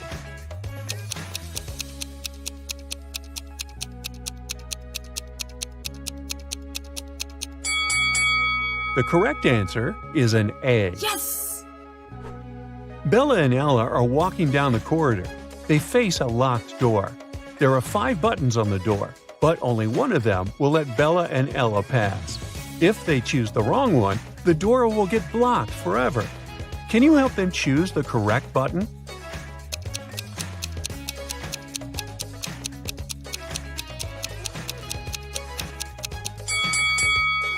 There's something special about almost all these buttons. The first one is unlike the others because it doesn't have an outline. The second one has a different shape. The third one has a different color. And the last one is smaller than all the others. The fourth button doesn't have any distinctions. That's what makes it so special. So Bella and Ella should press this one. Yay! The party goes on. 3 guys approach Ella and invite her to the dance floor. But only one of them is safe to dance with. Can you decide who?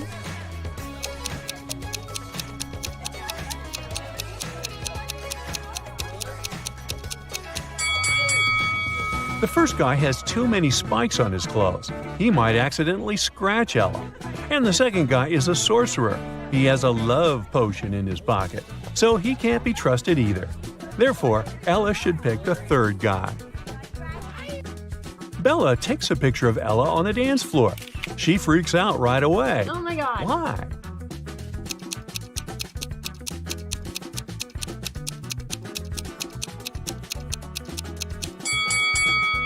There's a skeleton among the dancing people. Ella gets very thirsty after dancing and approaches a waiter. He offers her an infinite supply of free drinks if she can crack his riddle. I'll give you 1 glass of milk and 1 glass of water. You'll need to pour the 2 liquids into a bowl, but you should be able to separate the milk from the water later. You can't use any kind of dividers. It took Ella a while, but she cracked this riddle. What did she do?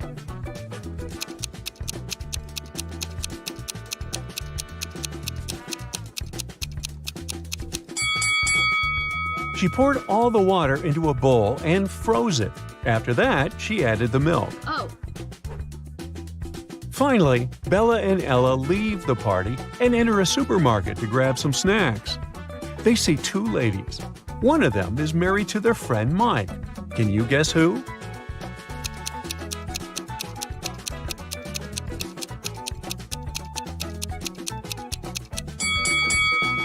It's the lady on the left. Her shopping cart contains shampoo for men's hair and beard. Bella, Ella, and their common friends, Nick, Nancy, and Adam, are hanging out at Mike's place. The next morning, they find Mike unconscious in the living room. None of the 5 friends know what happened to him. The police show up and they find a note next to Mike's calendar. It reads 4, 12, 8, and 3. The detective already knows who attacked Mike. What about you?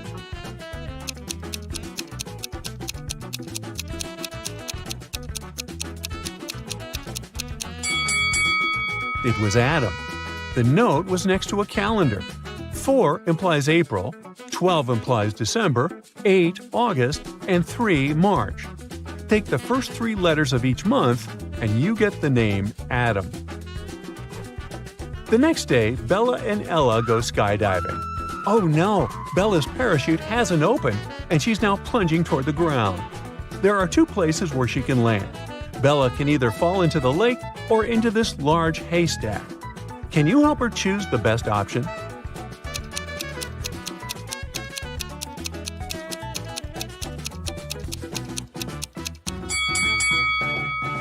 Bella should try to fall on the hay.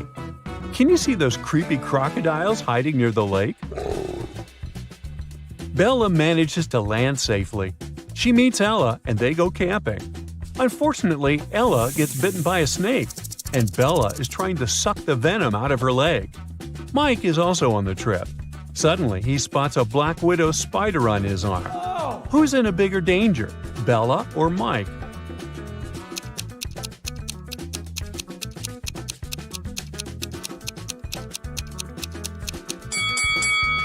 Bella. If she has any scratches in her mouth, the venom will get inside her bloodstream.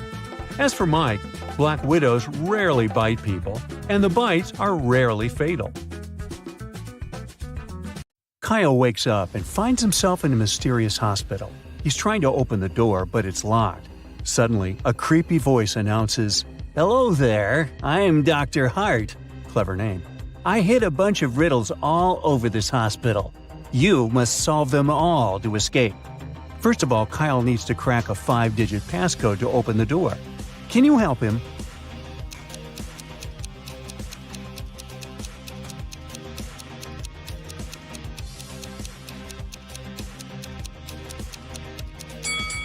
This poster is a hint.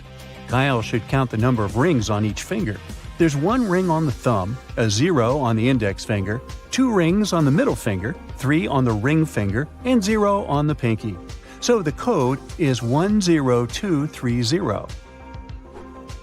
Kyle nails it and enters the next room. There, he meets 3 nurses, Lily, Lauren, and Luke. They were born to the same mother on the same day at the same time in the same month and year. Yet, they're not triplets. To go further, Kyle needs to figure out how this is possible.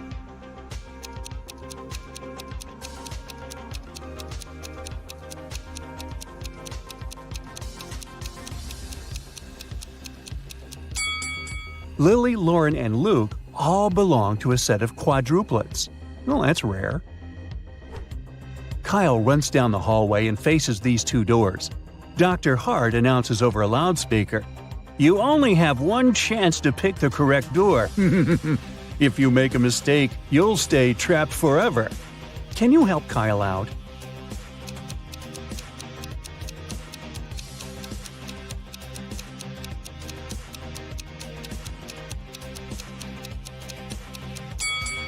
These weird letters on the doors are hints. If we replace each letter with the previous one in the alphabet, we'll get the words trap and exit. So Kyle should choose the right door. Kyle enters the hospital lounge area and meets Holly. She says, "If you crack my riddle, I'll give you a hint for the next one. So listen carefully. Yesterday, I went shopping with a doctor. I am the doctor's sister, but the doctor is not my brother. Who's the doctor?"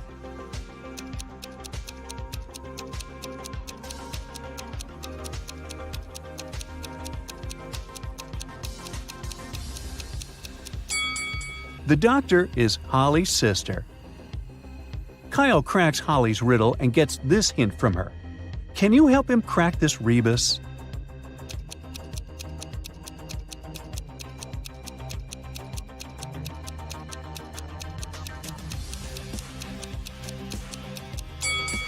Win with ease. Kyle faces another locked door. It requires a 5-digit password. Do you have any idea what it could be?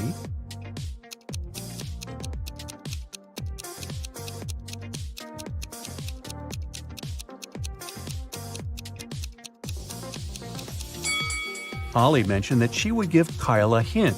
Take a closer look at the word ease. If we replace each letter with its number in the alphabet, we'll get the code 51195. Kyle nails it, opens the door, and sees 4 people. Dr. Hart invites him to crack the next riddle. The lady's name is Bonnie, and these 3 guys are her husband, brother, and her son. Can you guess who is who?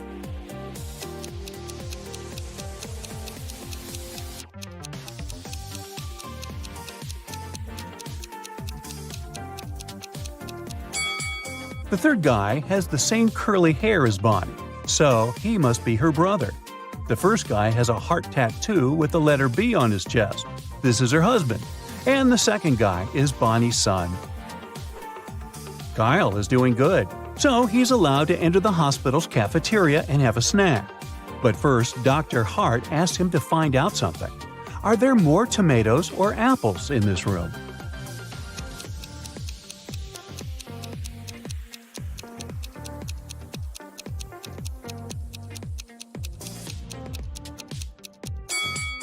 There are 5 apples and 6 tomatoes in this location. So the correct answer is tomatoes, or tomatoes. After lunch, Dr. Hart announces the next riddle. 2 guys, a doctor and a bus driver, are both in love with the same woman named Monica. The bus driver needs to go for a long trip for 10 days. Before leaving, he gives Monica 10 apples. Why?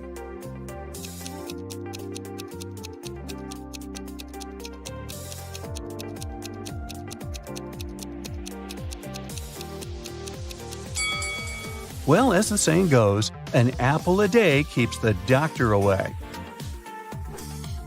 Kyle enters a creepy lab. His task is to take a look at these 2 X-rays and figure out who's not from this planet.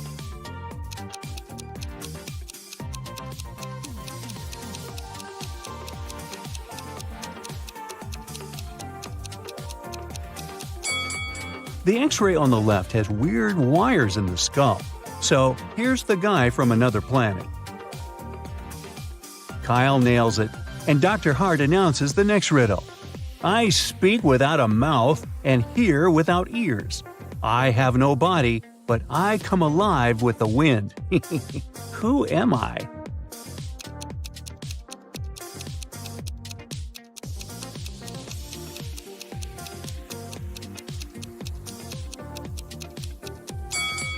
I'm an echo. Kyle enters the next room and meets Fiona. She has to take 2 kinds of pills on a daily basis. Let's call them A and B. Fiona must take exactly 1 A pill and exactly 1 B pill per day, otherwise she'll faint. To take the pills, she must first dissolve them in water. Fiona has a jar of A pills and a jar of B pills. Today, she was about to take her pills. Fiona took out 1 A pill from the A jar and put it in a glass of water. Then she accidentally took out 2 B pills from the B jar and put them in the water too. Now she's having a glass of water with 3 dissolved pills, 1 A pill and 2 B pills. Unfortunately, the pills are very expensive, so she can't just waste them. Can you help her take the correct quantity of pills while not wasting any of them?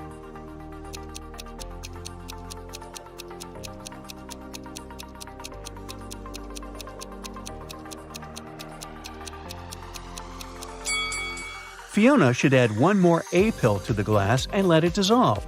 Then she should just take half the water today and the other half tomorrow. Kyle helps Fiona, and she shows him the way to the hospital lobby. There, Kyle meets 3 ladies and a guy. Dr. Hart announces, "This guy's girlfriend has the key to open the next door." Can you help Kyle figure out which one of these ladies has the key?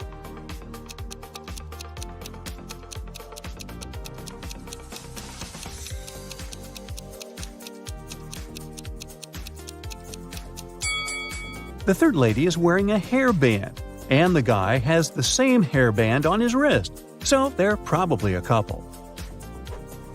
Kyle enters the next door and finds himself in a basement. Now his task is to walk through this twisted maze. Can you help him out?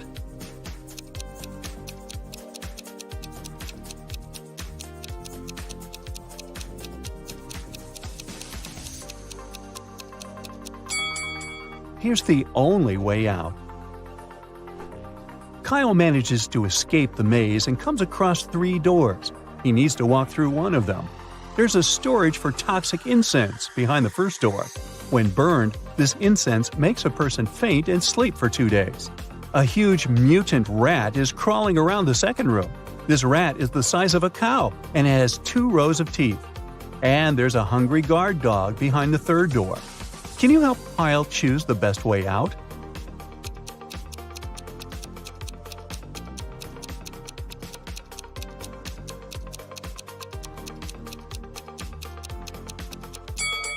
Kyle should pick the first door. As long as the incense is in the package, it's not dangerous. Kyle enters a ward and sees 2 nurses, Stella and Bella. Both nurses have identical lunches, ham sandwiches, apples, and black coffee. Suddenly, Bella gets sick and faints, but Stella feels great. Later that day, they figure out that Bella was poisoned. They check the food too. It's perfectly fine. Can you help Kyle resolve this mystery?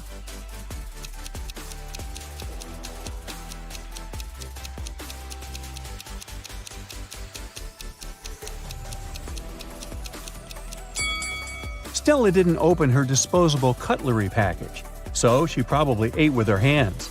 Meanwhile, Bella did use her plastic fork and knife, which were poisoned. It's getting late and Dr. Hart offers Kyle to choose one of these 3 rooms for a sleepover. Which room is more or less safe?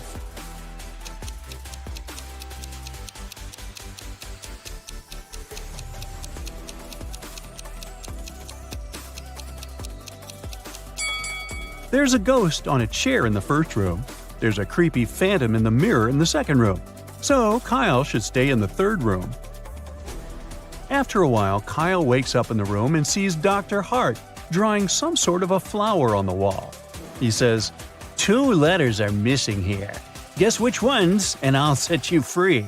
If you don't, you'll stay here forever. Can you help Kyle out?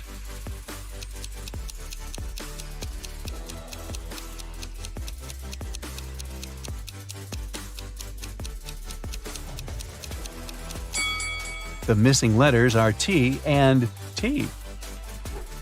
Dr. Hart says, "Okay, you can go now. There are 3 cells leading outdoors. You can choose whatever you like. Good luck." Dr. Hart disappears. Kyle notices creepy creatures staring at him through the bars. There's a half-lion, half-zebra in the first cell. A wolf-headed sheep is waiting in the second cell. The third cell is guarded by a tiger-headed gorilla. Which cell should Kyle open?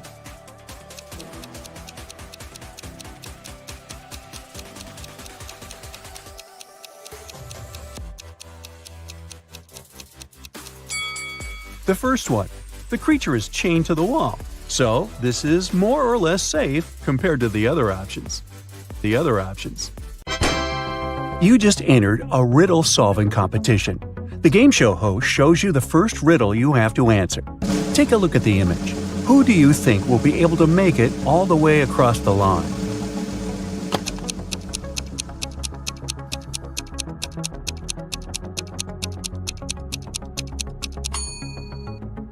Let's face it, it's the man on the left. Even though it looks like he's having a hard time carrying such heavy things, the weight is evenly distributed between his 2 hands, so he'll probably make it through without any problem. For your next challenge, the game show host shows you a picture of sinking boats. Which boat do you think will sink first?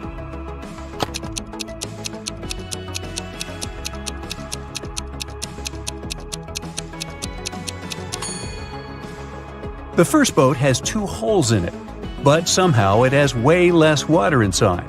The second boat only has 1 hole, but look at the amount of water that's gotten inside. It's definitely the second boat that's going to sink first. Since you passed the first 2 rounds, the third one gets a bit harder. Ken was riding on his rollerblades when he fell down and hurt his head. He woke up in the hospital, only to find that 3 Barbies were waiting for him.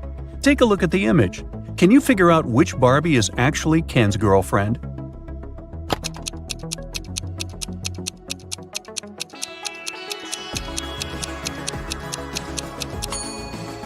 This is a tricky one.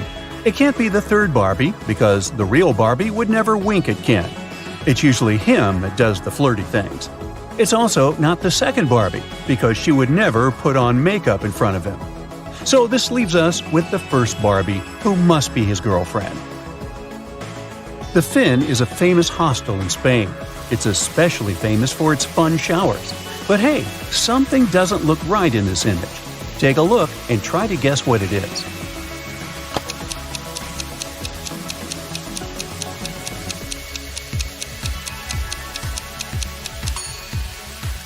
The woman on the right is squeezing a ketchup bottle instead of a shampoo bottle. That's definitely weird, huh? For the final rounds, the host picked out a few written riddles for you. The first one is, I speak without a mouth and hear without ears. Am I a microphone, a phone, or an echo? What would you say?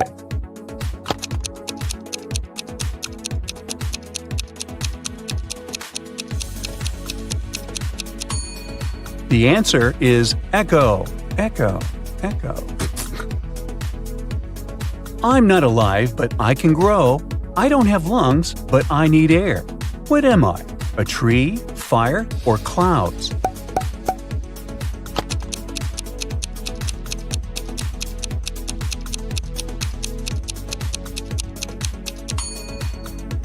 The correct answer is fire. Way to go if you chose that. Now, Carol was invited to a Halloween party in an abandoned house. Her friends asked if she was up for a challenge, and she said yes. Soon enough, she was locked inside a room. In this room, there was 1 door and 3 light switches next to it. Behind the door was an empty closet with nothing but a light bulb. Her task was to figure out which switch controls the light bulb inside the closet. She could flip the switches in whatever way she wanted, but once she opened the door, she couldn't touch the switches anymore. After some minutes of thinking, she was able to get it right. How did Carol do it?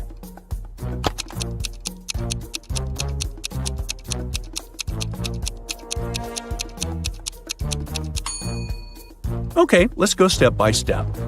She flipped switch number 1 and then waited a few minutes. She flipped it back to off and then immediately flipped switch number 2. Then she opened the door and checked the light. The bulb was off, so she discovered that it wasn't switch number 2 that controlled the light. So she decided to touch the bulb to test if it was hot or cold. If the bulb had been cold, that would have meant that switch number 3 controlled it. But the bulb was hot.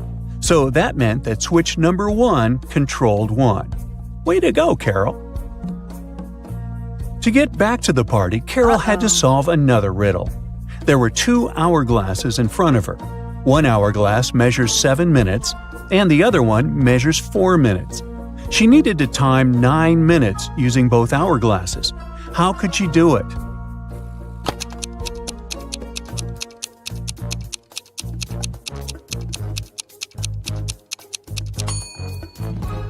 First, she turned both hourglasses at the same time. By the time the 4-minute glass finished, there were still 3 minutes left on the other one. She flipped the 4-minute glass again. When the 7-minute glass was empty, there was 1 minute left on the other glass. And once the 4-minute glass emptied again, there was 1 minute's worth of sand at the bottom half of the 7-minute timer. She flipped it over again, so there was 1 minute worth of sand on the top of the glass. And when the 7-minute timer finally emptied again, 9 minutes elapsed in total. Anna sat down to watch her favorite TV show. She made some popcorn, turned on the TV, and nestled comfortably to binge-watch an entire season. Her cat Pepper sat down next to her, but after 5 minutes of screen time, Anna suddenly passed out. Look at the image. Can you guess what happened there?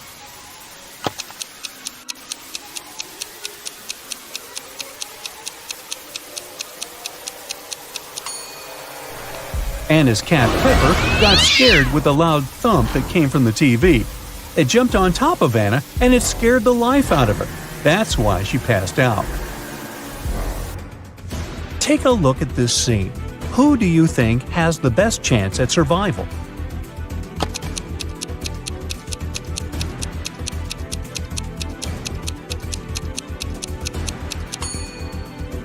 The 2 guys look pretty stuck in there, but the woman on the right might have a chance. The rope looks a bit loose around her body. She could try to shake it off and then use her free hands to untie her ankles. Bella landed in New York with a very ambitious career goal. But first thing she needed to do after arriving in the city was to find her apartment. There were many options to get from the airport to her apartment, but Bella decided to save money and go by bus. She had to purchase a ticket for $10, but a handsome guy popped out of nowhere and offered her a better deal. He said his plans had changed and he didn't need his bus ticket anymore. He offered to sell it to her for $6. Bella agreed and gave him the money, but it turned out to be a big mistake. Why?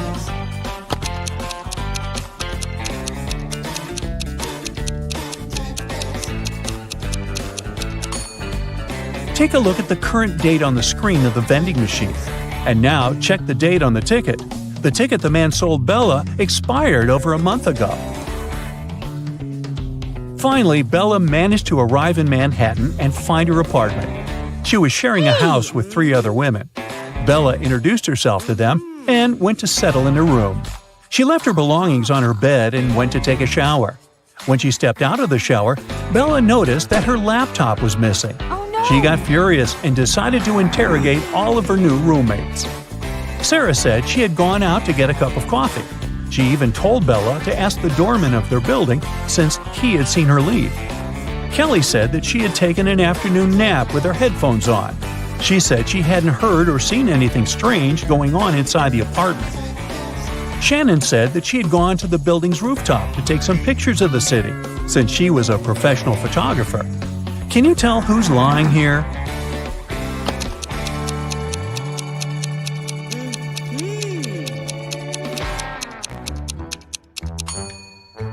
It's Shannon. Uh-oh. If you notice the sign on the lobby, the building strictly prohibits people from accessing the rooftop.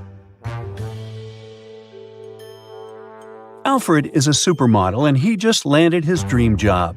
The biggest magazine in the country invited him to be on the cover of their latest issue. On the day of the photo shoot, he arrived early in the studio. After finishing with hair and makeup, he looked in the mirror and screamed, "Oh no!" His skin was all red. It looked like he was having some serious allergic rash. He called all the assistants he had seen earlier in the day to interrogate them. Amy, the photographer's assistant, said she had been told Alfred was allergic to peanuts, so she made sure to only buy safe snacks. Bo, the makeup artist, said he hadn't touched Alfred's food. He said that right after he finished doing his job, he left for a coffee break. Mary, the cleaning lady, said that she knew how sensitive models could be, so that's why she had only used organic and hypoallergenic products to clean his dressing room. Alfred immediately knew who had contributed to his rash. Can you figure it out too?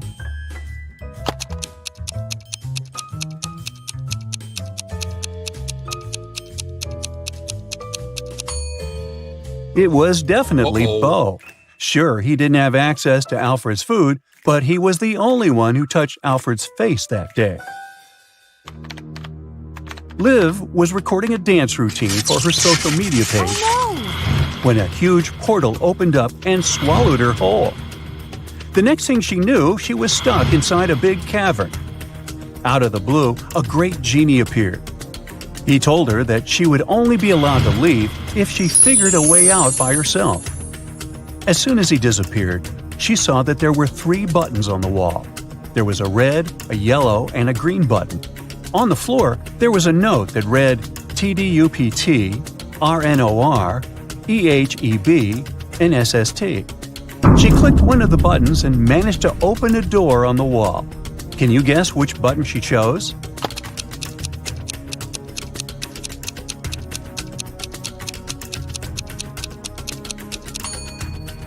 The red button.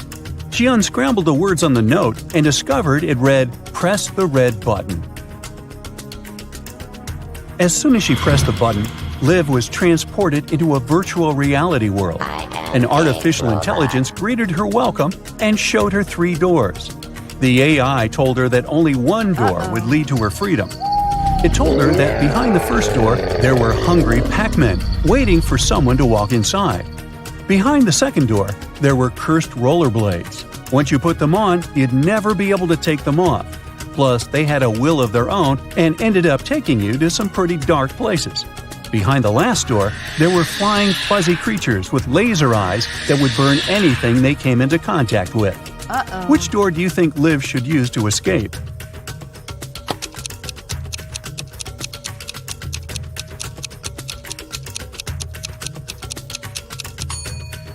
Well, she should pick the second door, because she wouldn't be obligated to put the pair of rollerblades on. She could walk past them and straight to her freedom. During the time she was gone, Liv noticed that someone had stolen her laptop. It had all her social media content on it. She figured it must have been one of her roommates, so she decided to take a look around the house and try to find it. Look at these images. The first room belongs to Jill, the second one belongs to Rachel, and the third one belongs to Amy. Can you figure out who stole Liv's laptop?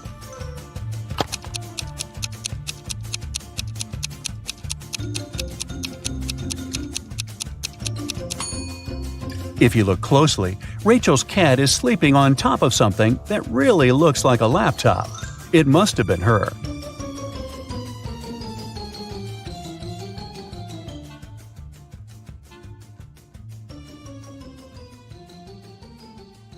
Blue ocean, golden sand, green palm trees, fresh fruit. This place is like a paradise. It's good that Luke finally went on vacation. He's sunbathing, drinking cocktails, and enjoying life. Such a perfect day. Maybe too perfect. Luke's smile disappears. Nothing is real. 2 signs indicate that Luke is dreaming right now. What are these signs?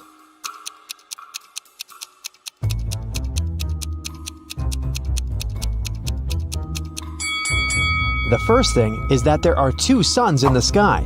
The second sign is that the ocean has no waves. Luke gets scared. He realizes he's sleeping. At this moment, a giant kraken comes out of the ocean. It stretches huge tentacles towards Luke and screams out like a siren. How can Luke escape from it? Where should he run?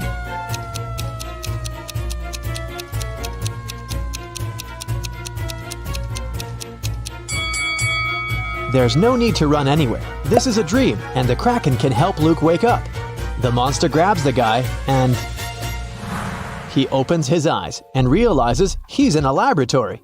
He was caught a few days ago. A group of people have been conducting strange experiments on him all this time.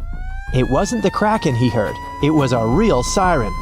Flashing red lights illuminate the lab. The room itself is a mess. Lots of stuff on the floor, overturned tables. There are no people, only pictures of some scientists on the wall.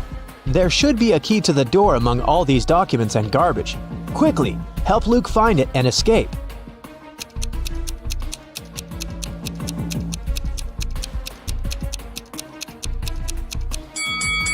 And the key is hidden. Not here. It's not needed. The door isn't locked. See? Luke is about to leave the lab. But wait, what does he need to take with him? Look around the room. He can only take one item.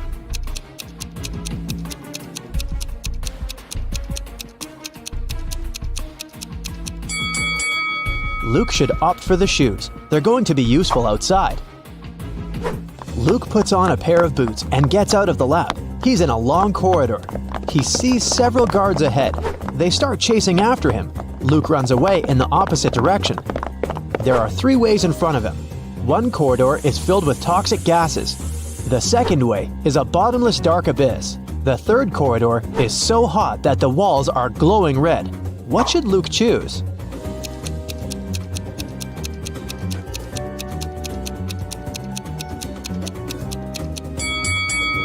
The second hall with a chasm. See how the light gets reflected from the abyss? This means there's a glass floor covering it, and Luke can walk on it. Luke runs through the second hall and finds himself trapped. Several guards are standing there and everyone is looking at him. It seems like there's no chance of getting out, but wait a minute, the guards are not dangerous. Why?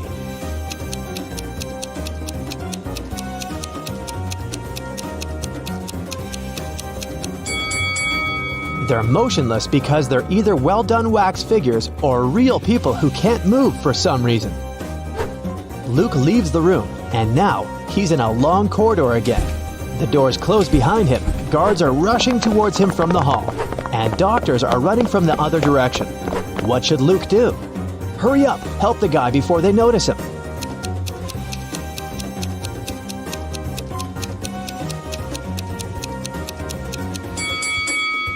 Do you see a laundry basket?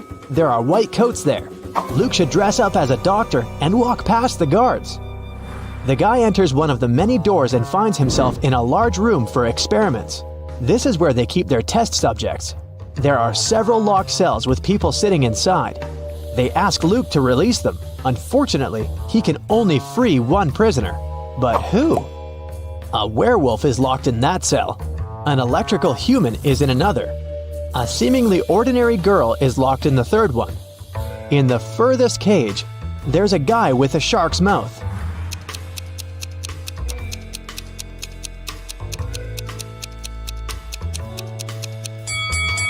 Luke should save the girl. Come on, all the other prisoners are scary monsters. Did you expect a trick? Sometimes the simplest answer is the right one. Luke opens the cell.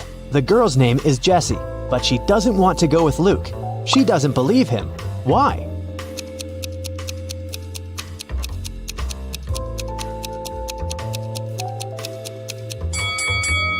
Because Luke is wearing a lab coat. He explains to Jessie that he put on these clothes to remain unnoticed. He's as much of a prisoner here as she is. Jessie finally believes him. Together, they escape from the lab, but the guards and scientists notice them. Our heroes are trapped. There are 3 rooms in front of them. An electrical current is running non-stop through the first one. 3 ferocious lions are in the second room. There's a fire raging in the third one. How should Luke and Jessie escape?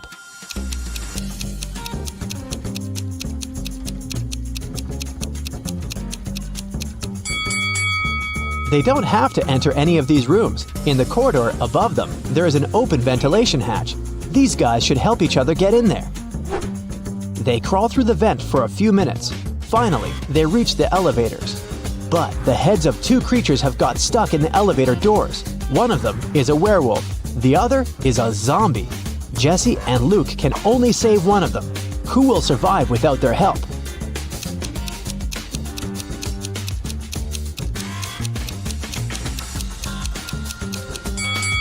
The guys save the werewolf because the zombie is no longer alive anyway.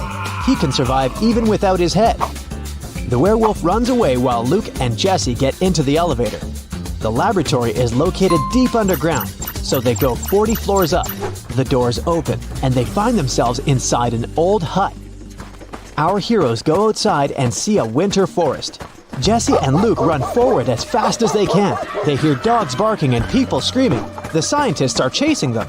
The guys come to a crossroads. The first way leads to a lake. At the beginning of the second road, there's a sign, "Beware of wolves." The third road leads to a high cliff. Where should they go?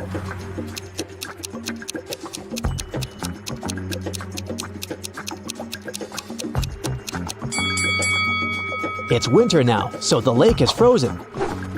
Luke and Jesse run across the lake and find themselves in a clearing. Two guys are standing there. Both of them seem normal. They ask Luke and Jesse if they can come along. Luke feels that one of the guys is not who he claims to be. How can he figure out which one it is?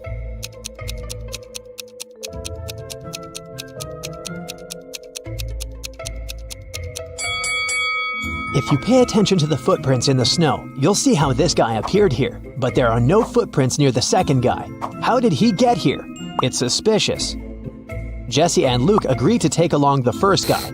His name is Max. He says he's also escaped from the lab. He knows there's a road somewhere nearby, so they decide to find it. They wander through the forest for several hours. No one seems to be chasing them anymore. But now, they have a new problem. They're cold and hungry. Sometime later, they see a small house where they can warm up. But the door is locked. Where's the key?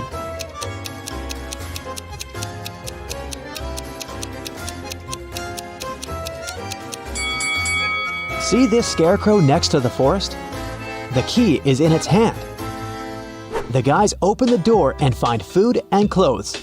They rest, eat, and get warmer. Soon, they're ready to set off. There's an old car in the backyard. There's even some gasoline in its tank. But when Luke is driving it out of the yard, the car runs over a nail. The tire is punctured. Now they have to walk again. It's getting darker and colder. Despite warm clothes, our guys start freezing. How can our heroes keep warm?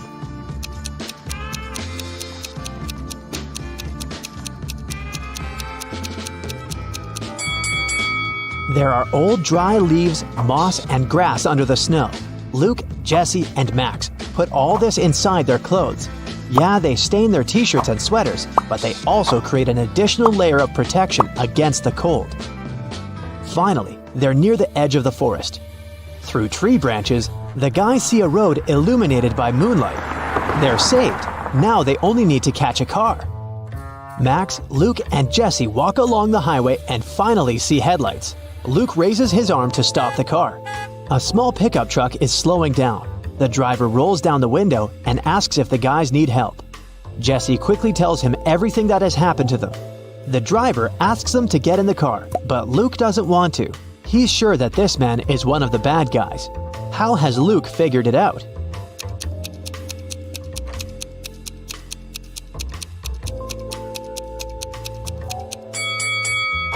When Luke woke up in the lab, he paid attention to the pictures of the scientists on the wall. This driver is one of them. The guys run back into the forest where they come across a pack of wolves. The hungry animals surround our heroes. One of the wolves is about to attack, but a loud howl scares it, and it runs away. A monster covered with fur comes out of the bushes. Max screams and is about to run away, but Jesse and Luke look calm. Why?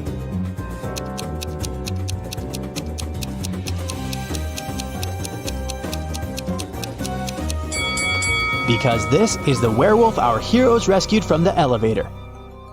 They follow the monster. It leads them to a safe place. This is a small village hidden deep in the forest.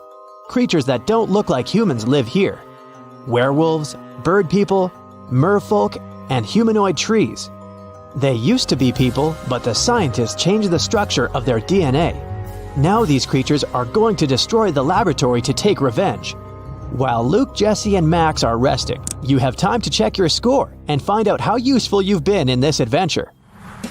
0 to 3 points. Luke wouldn't have gotten out of the lab if he had listened to you. It's still difficult for you to get out of tricky situations. Maybe you were too nervous. Or perhaps you should work on your ability to focus. 4 to 7 points. You've been helping the guys get out of trouble pretty well, but still, this is not enough to become a team leader. You'll definitely get better after a little more practice. 8 to 11 points. You can find a way out of almost any difficult situation and deal with any problem. Just a bit more, and you will become a perfect leader. 12 to 15 points. You're a real hero. You can successfully overcome any difficulties and lead large groups of people. Don't lose your focus. It'll help Luke and his friends in their next adventures. 16 to 17 points. You're the best of the best. Problems don't scare you. They entertain you. Marjorie owns a farm. There are 6 apple trees and 7 lemon trees on her land. Each apple tree has 12 fruits, and each lemon tree has 10 fruits. How many oranges are there in total?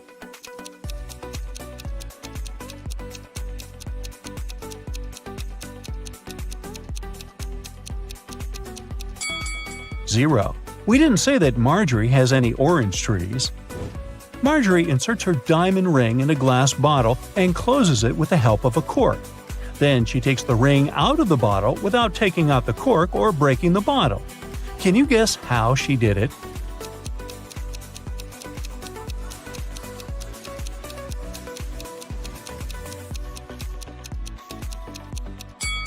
Easy. She pushed the cork inside the bottle and then took out the ring. Marjorie lost her smartwatch somewhere in the fields. She uses her phone to detect the current location of her gadget. The phone draws 3 possible routes, but only one of them will actually take her to the smartwatch. Can you help Marjorie choose the right way?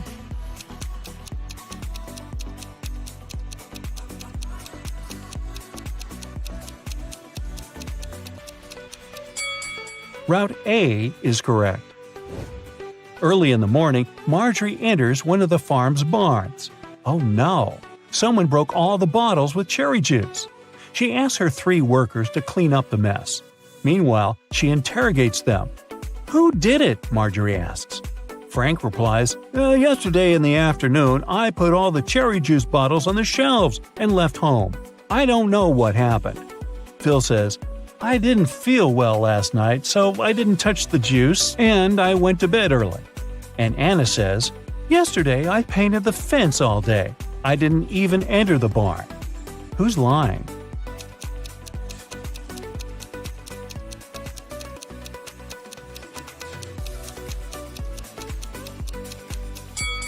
Anna.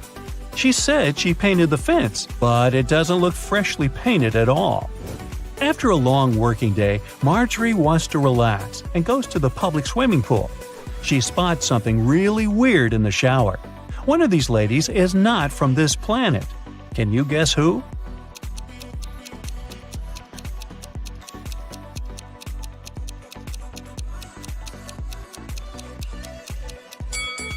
The third lady. She's using ketchup to wash her hair instead of shampoo. Marjorie meets her 3 best friends by the pool, Megan, Sarah, and Raven.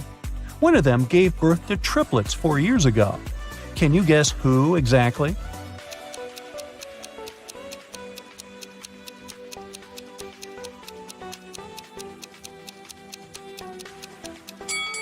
Raven. Take a look at her hands. She's wearing 3 DIY bracelets with the word Mom. The triplets are now 4 years old, and her jewelry looks like something that they could have crafted. Marjorie and her besties go to a concert, but only one of these people is a real musician. Can you guess who?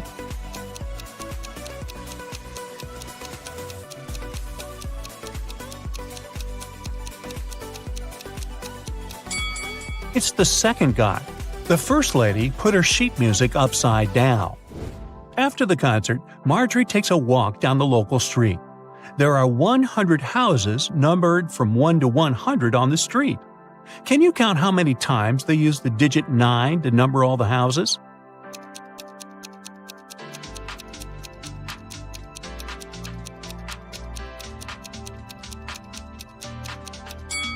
The correct answer is 19.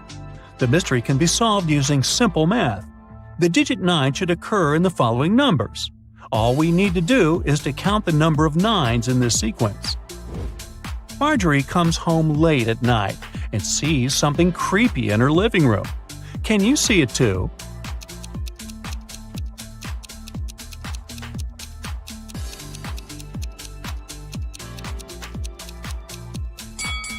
There are 3 ghosts in this room. What about the warehouse? Can you spot any ghosts here?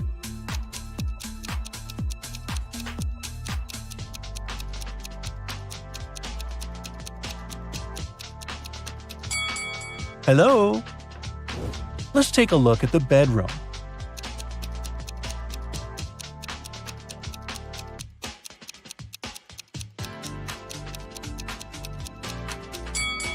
Ooh, there are 5 ghosts. Can someone call Ghostbusters? The next morning, Marjorie goes picking apples on her farm. Suddenly, someone spills cherry juice on her head. She noticed that someone climbed on a tree to pull that prank, but she didn't see this person's face. So Marjorie interrogates 3 people working on the farm that day. Frank says, "I was watering vegetables far away from the apple trees." Phil says, "I was in the kitchen preparing ingredients for the lemon jam production, just like you asked me." And Nina says, "I was in the garden picking lemons for the jam." Marjorie figures out who did it right away. What about you?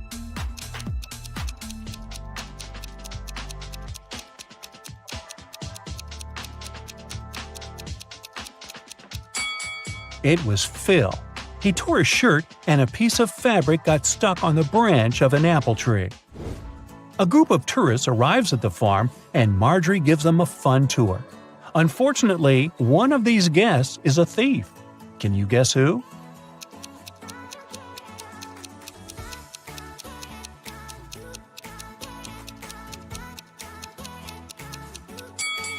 This lady. She's sneaking cash from another person's purse. It's raining heavily all day, so Marjorie stays home alone and fries pancakes in the kitchen. Suddenly, she realizes that she had forgotten to switch off the TV in the living room and goes there. In a minute, Marjorie returns to the kitchen and gets speechless. Why? Can you guess?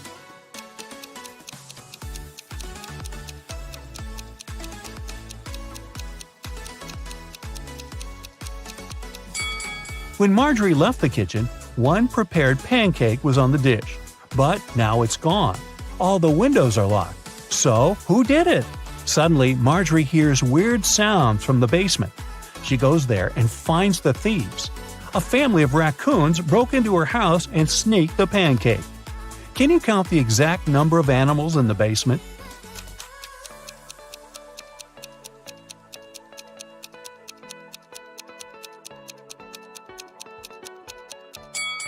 The task was to count the number of all animals, so the correct answer is 7. There are 4 raccoons, 1 cat, and 2 rats.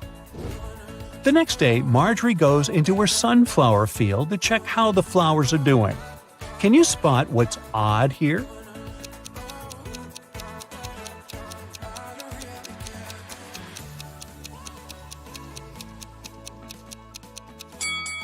There's a socket built into the ground. Marjorie goes to Megan's birthday party. One of the guests has the number 2 written on his forehead, and the other has 3. Megan offers everyone a game. All 3 of you have a number on your forehead. The number on one of your foreheads is the sum of the other numbers. All the numbers are unique. Now, you can't talk to each other. If you guess your number correctly, you won't have to wash dishes. So, can you guess Marjorie's number?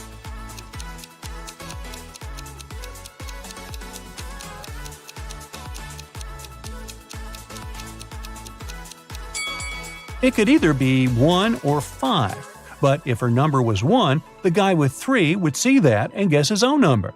Therefore, Marjorie has the number 5 on her forehead. The next day, Marjorie enters the farm's main barn. It's time to plant flowers in larger pots. She takes off her diamond ring to protect it from dirt. Marjorie puts it on the table. The process is almost finished, but suddenly Marjorie's phone rings and she leaves the barn to answer the call.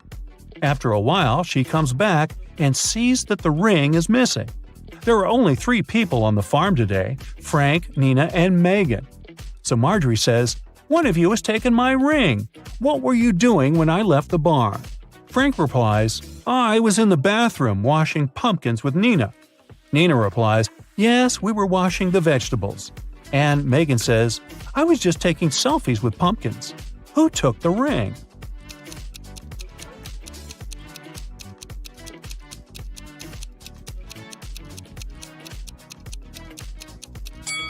Look at this bird cage. It was opened. The canary bird flew out and took the ring. There are 3 sets of lab equipment on Marjorie's table. Can you sort the odd one out?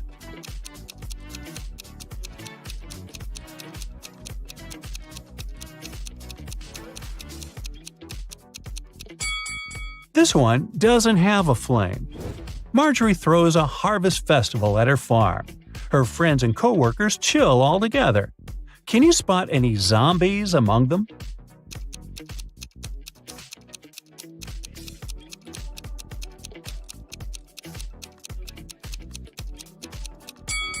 This dancer in the bushes doesn't look alive.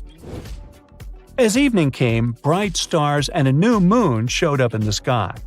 Now Marjorie has to choose one of these 3 tunnels to escape.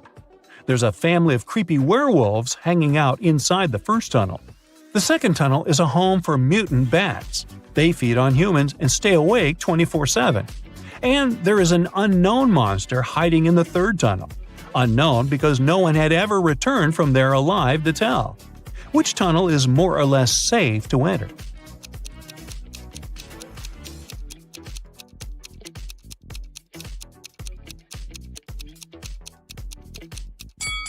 Marjorie should choose the first tunnel. It's a new moon, so the werewolves are not dangerous yet. Henry and Mia lived together in New York. They wanted to run away from big city life and celebrate their anniversary in the wild. So the guys used a special online service and found 3 available options nearby. Bob offered his cozy treehouse in the woods for a reasonable price. Julia offered this fancy geodesic dome with all conveniences. It's a 2-hour drive away from New York, and Crystal offered an old mansion that she'd inherited from her granny. Can you help the guys make the right choice?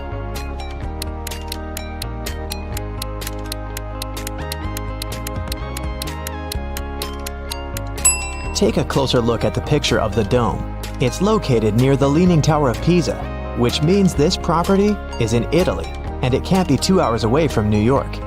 And Crystal's granny's ghost is still in the house, so Mia and Henry should choose the treehouse. The guys contacted Bob, booked the house, and hit the road. Mia is a famous blogger, so she decided to post all milestones of their journey in her stories. Can you spot any differences between these 2 pictures?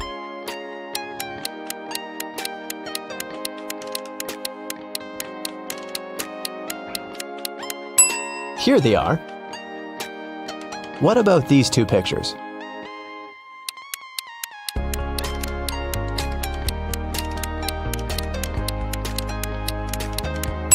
There are 3 differences. What can you say about these 2? Can you see 3 differences?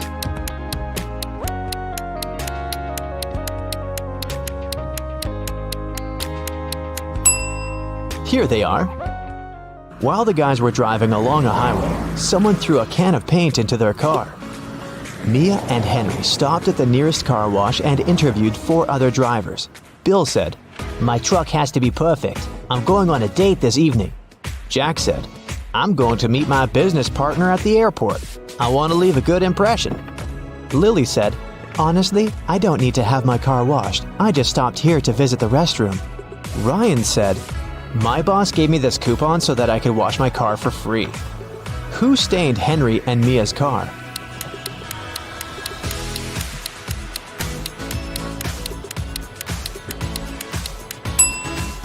Lily. Her right hand is stained with the paint of the same color, and besides, she has a print of Mia's face on her t-shirt. She's definitely obsessed with her. The guys washed their car and continued on their journey. They had to choose one of these 3 roads to reach their destination.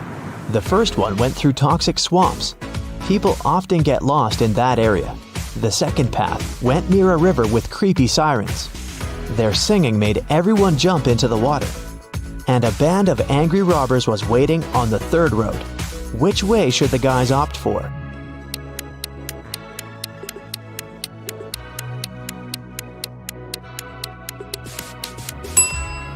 The second one. They can close all the windows, turn some music on, and drive past the sirens very fast.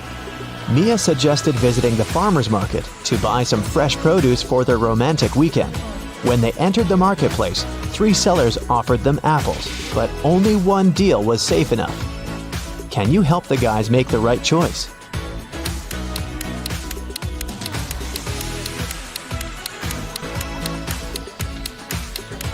Seller number 1 offers very old apples. Take a look at the date on the box. They expired 5 years ago. Seller number 3 offers very beautiful apples. But pay attention to his assistant. She's putting shoe polish on the apples to make them look better. So, Mia and Henry should pick the second seller. Henry and Mia left the market and put all their purchases into the car.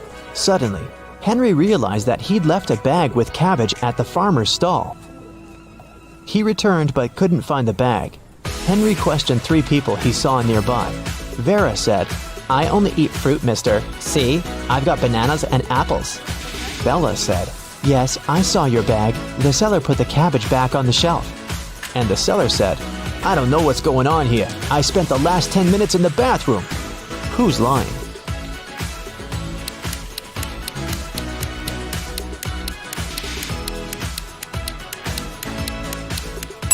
Vera. She hid the cabbage under her elegant hat. Finally, the guys reached their destination. The treehouse is even better than in the photo, but can you spot anything weird in this picture?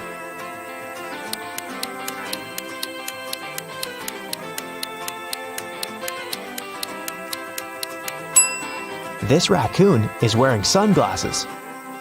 The owner of the treehouse, Bob, lives in another country, and the house is located 15 miles away from the village and other people. That's why Bob installed a special digital clock on the door. When Henry booked the property, Bob gave him a 6-digit password. But unfortunately, Henry had lost it. Here's a hint. M80. Can you help the guy crack the code?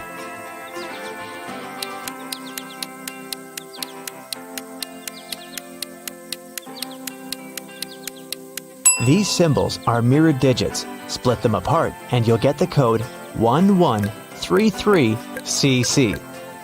The guys unlocked the door. But as soon as Mia entered the living room, she got very scared. She asked Henry to call the police. Why?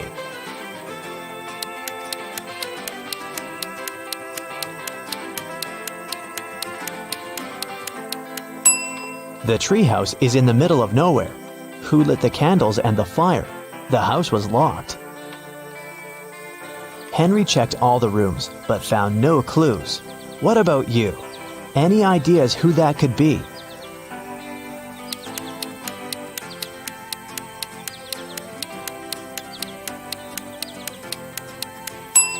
That roof window is open. Someone crawled inside the house before the guy's arrival, and now that someone is hiding under the bed. See? The guys called the police. Officers promised to arrive within an hour. Mia decided to take a shower. When she returned to the living room, she realized that Henry had disappeared. Mia searched the garden, then checked all the rooms in the house, and returned to the garden again. But she failed to find any clues. Can you help her?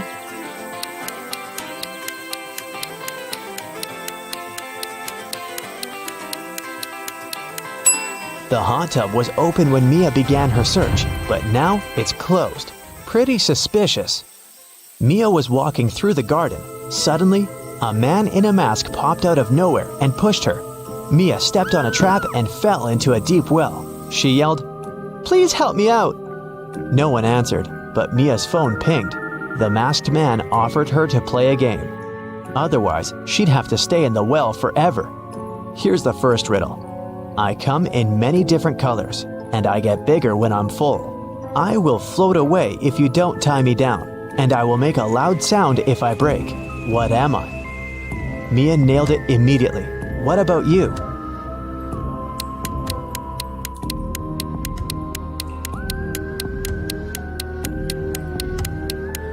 The correct answer is a balloon. Here's the second question. I can jump and I can climb. With many legs, I swing from tree to tree. I can make a house much bigger than me. What am I?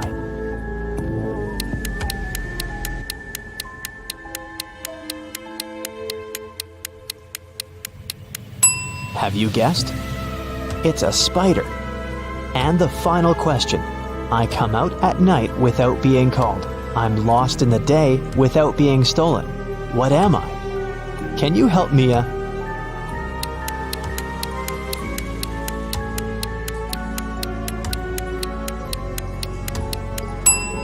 The correct answer is a star. A hatch opened at the bottom of the well. Mia went through it and got into a creepy basement. There, she found 3 ways to freedom, but every door hid some danger. A fire-breathing dragon was sleeping behind the first door. The corridor behind the second door was filled with high-voltage wires. And a vampire was waiting behind the third door. Suddenly, a message appeared on the screen of the girl's phone. Hurry up! Soon the walls will close in and smash you. Which way should Mia choose?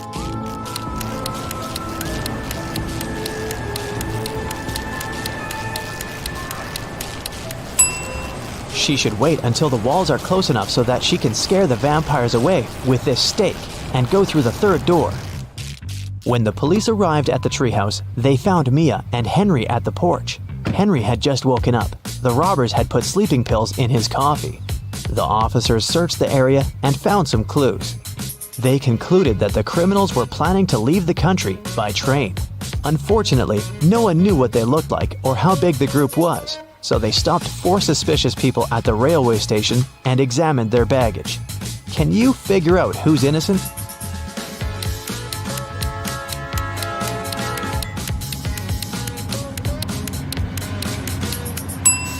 Why would a bald man need shampoo? And this supposedly blind person has a flashlight.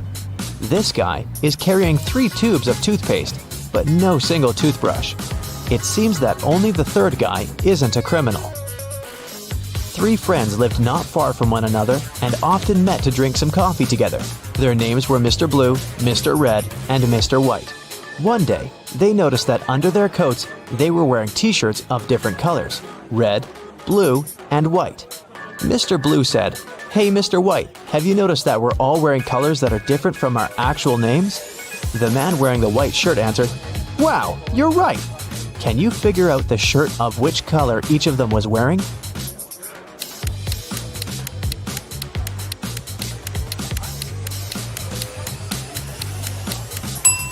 Mr. Blue can only be wearing white or red, but we've already learned that someone else is wearing the white shirt. That means that Mr. Blue can only be wearing the red shirt, and Mr. White can only be wearing a blue or red shirt. And the red shirt is already taken, so Mr. White is wearing the blue shirt. Then Mr. Red is wearing the white shirt. Mia and Henry decided to spend the night in a hotel nearby. The manager said that they only had 3 free rooms. Can you help the guys choose the best option?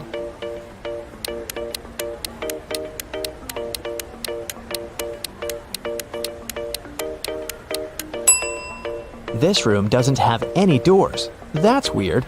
And this room has a cracked mirror on the ceiling. It's too risky. The second option looks pretty safe and nice. The guys checked in, and Henry asked Mia, "Well, where do you want to go now?" She answered with this riddle.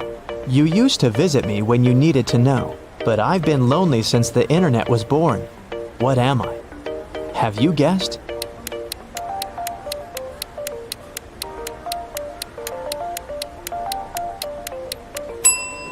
The correct answer is a library. In the library, the guys met these 4 students. One of them is broke. Can you guess who?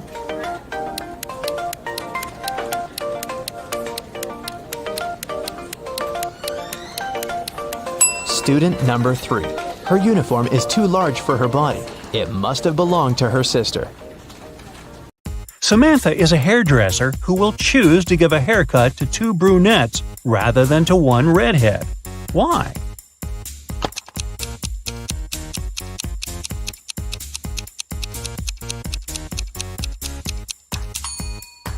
It's obvious. This way, she will earn more.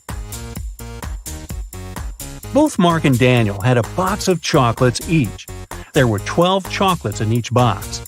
Mark ate some sweets, then Daniel opened his box and ate the same number of chocolates that were left in Mark's box. How many chocolates do the guys have together now?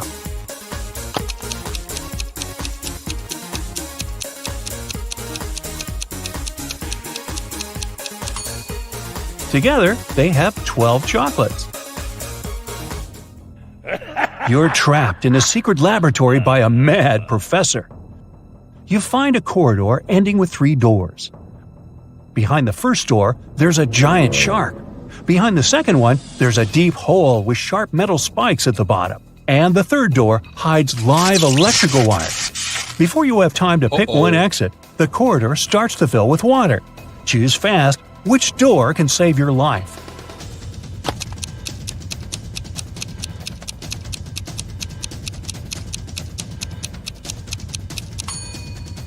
Choose the second door. As soon as the corridor fills with water, you'll be able to swim over the spikes. Can you find 3 differences between these 2 pictures?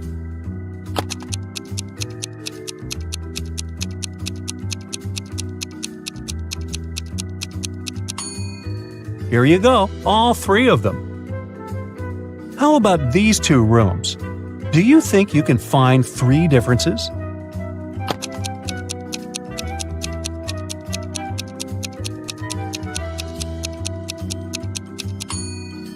If you've spotted them all, congratulations! Now, look at these students and tell me who is cheating.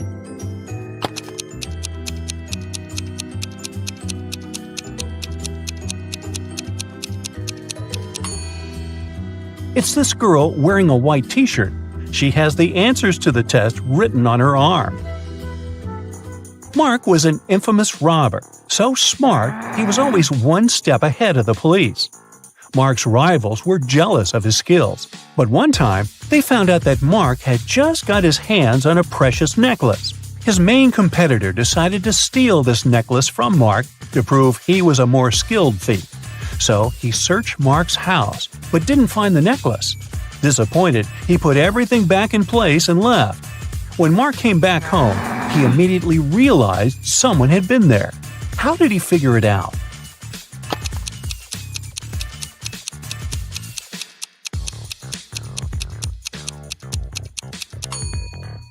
The bed is the clue. It looks different than before the rivals' visit. Look at these people attentively. All of them are teachers, but one teacher is fake. Can you figure out which one?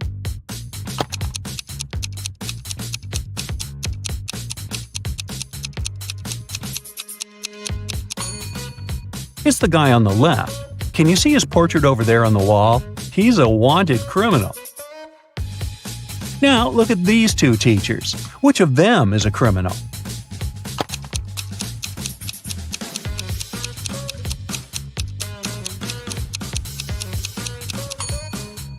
It's most probably the lady on the left. Look, there's something red on her sleeve. Is it blood? Put on your detective hat and tell me which grandma is not dangerous.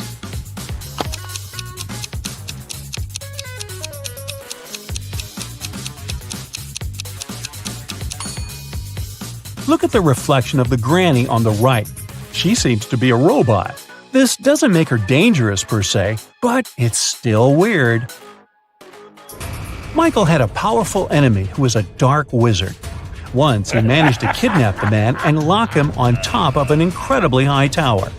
In Michael's room, there was just one small window and no doors at all. But the wizard thought it wasn't enough. He set the tower on magic fire and apparated away. Michael knew he didn't have much time left. He looked around the room and saw 3 magic potions. The first one could make him inhumanly strong. The second would turn him into a vampire. And with the help of the third potion, he could summon any animal he wanted. Which potion should he drink?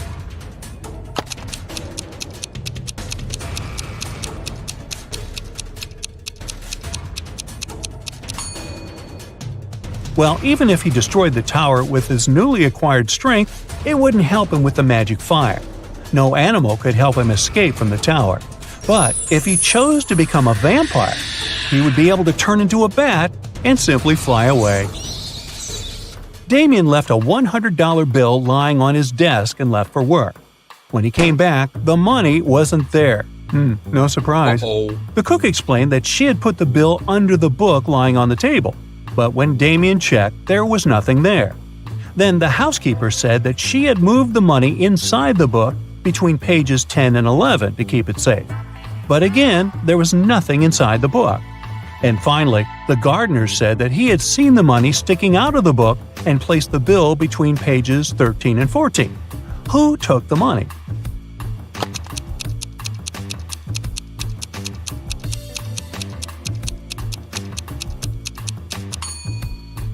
It was the gardener.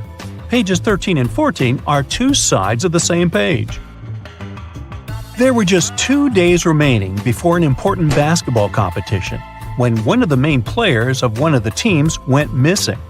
The last time he was seen at lunchtime. There were 3 suspects: Michael, Ethan, and John.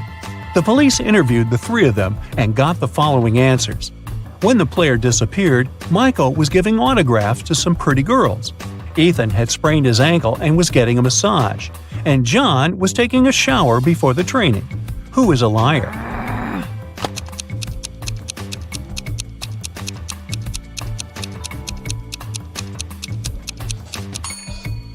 It's John. It doesn't make any sense to take a shower before the training. Richard was walking through the park after work when somebody hit him on the head from behind. When he woke up, he was in a well. Luckily, there wasn't too much water in it. But as soon as Richard tried to climb out of the well, he realized the walls were too slippery. The man noticed a rope with a bucket tied to it. The bucket was hanging pretty low, but try as he might, Richard couldn't reach it. However, in 15 minutes, the man was running away from the dangerous place. Can you figure out how Richard escaped?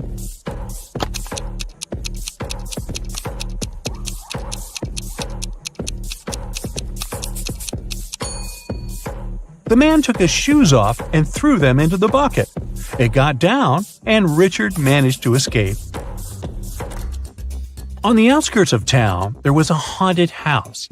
A group of friends decided to check if the house lived up to its reputation. They went there at night, but as soon as they reached their destination, one guy refused to go inside and tried to stop the others. But they just laughed at him and entered the place, leaving him behind. He heard some terrible crashing sounds coming from the house, and then everything went still. The guy never saw his friends again. How did he understand there was something seriously wrong with the house?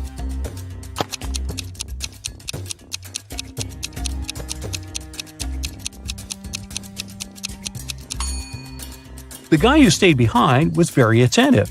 He noticed that there were lots of footprints leading towards the house, but none going away. Captain Black was on the bridge of a spacecraft when the engineer informed him they had problems with the engine. They needed to land soon to repair it. There were 3 planets on their way. One was freezing cold and covered with ice. The second was boiling hot and covered with molten lava. And the third planet was covered with acid that could easily destroy their ship. What planet did the captain choose?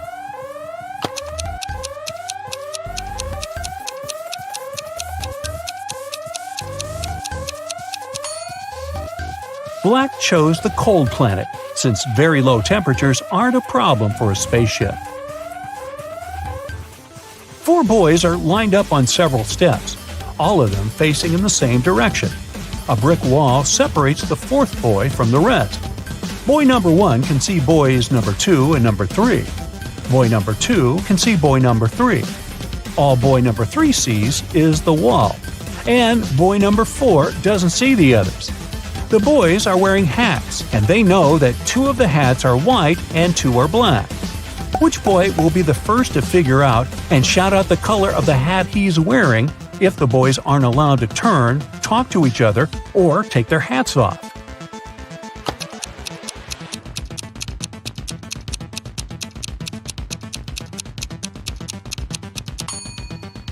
It'll be boy number 2. Boys 3 and 4 can't see each other's hats. Boy number 1 sees one black hat and one white hat and knows that his hat can either be white or black. Boy number 2 sees one black hat. He realizes that if he was also wearing a black hat, boy number 1 would understand that his hat is white.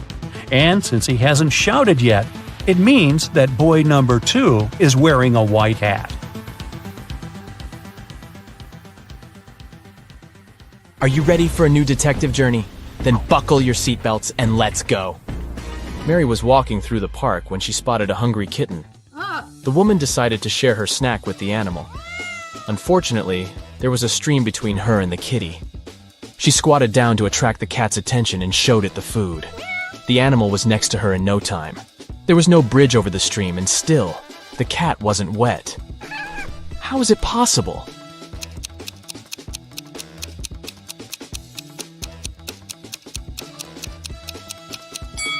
It happened in the winter and the stream was frozen. In a lake, there is a patch of lily pads. Every day, the patch doubles in size. If it takes 48 days for the patch to cover the entire lake, how long will it take for the patch to cover half the lake?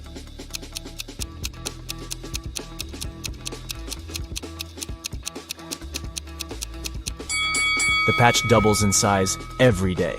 So on the 47th day, the patch will be half the size it is on the 48th day.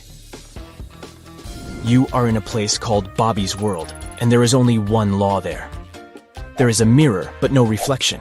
There is pizza with cheese, but not with ham. There is pepper, but no salt. There is a door, yet no entrance or exit. What is the law in this strange world?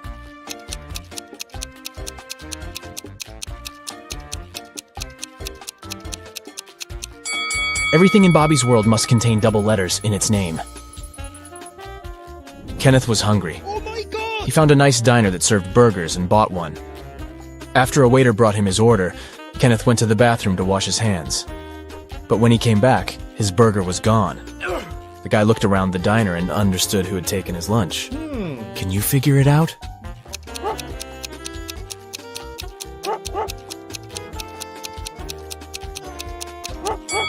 It's the young woman with a dog sitting at her feet and sniffing the air.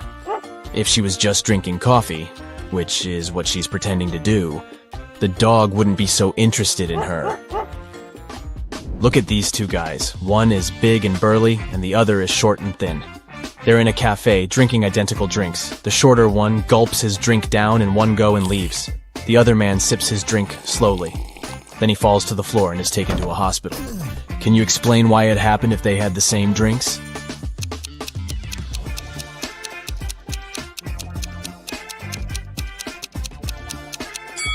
The drinks contained poisoned ice cubes. The man who enjoyed his drink gave these ice cubes time to melt and release the poison, while the other man didn't. An Arab sheikh told his two sons that they had to race their camels to a distant city to see who would inherit his fortune. The one whose camel arrived last would win. After wandering aimlessly for days, the brothers asked a wise man for advice. After listening to his opinion, they jumped on the camels and raced as fast as they could to their destination. What did the man tell them?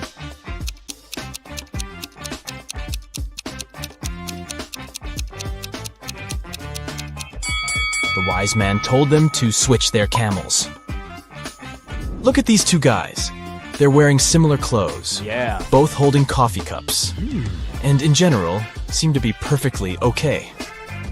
But one of them is a werewolf in disguise. Which one?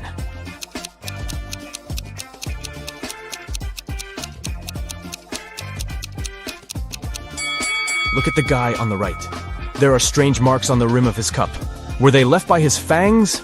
Also, his pupils are a bit elongated. Oh. And there is a paw print design on the plastic bag he's holding. Is it a special store for werewolves? A rich entrepreneur disappeared from his office. The only thing he left behind was a note with the numbers 6, 4, 9, 10, and 11 and a calendar. The police have 5 suspects. All of them, the businessman's acquaintances. James, Kevin, Carol, Jason, and Laura. Who knows something about the man's disappearance?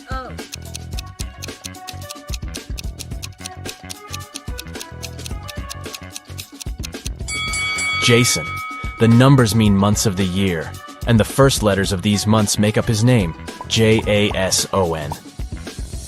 A furious traveler at the airport claimed the contents of his baggage had disappeared.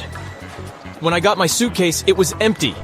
I want you to compensate for what I've lost. After checking the passenger's info, airport security found out that he had indeed left London with a heavy suitcase, and now his bag was empty and a bit wet. The whole situation was suspicious. Can you figure out what happened?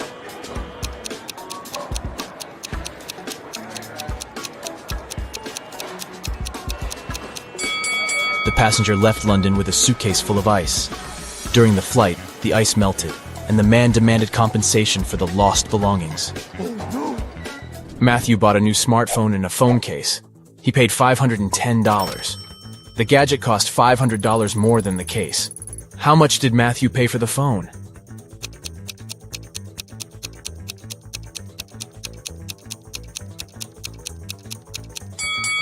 He paid $505. Last night, on a full moon, several people disappeared in the city. Locals believe that the kidnapper was a werewolf, and you are invited to investigate this case. There are 3 suspects, Jack, Levi, and Luke, but all of them have alibis. Jack was walking with his girlfriend near the river. Levi was choosing a silver ring for himself in the mall. And Luke, who is a museum guard, had a night shift at work. Which guy is guilty?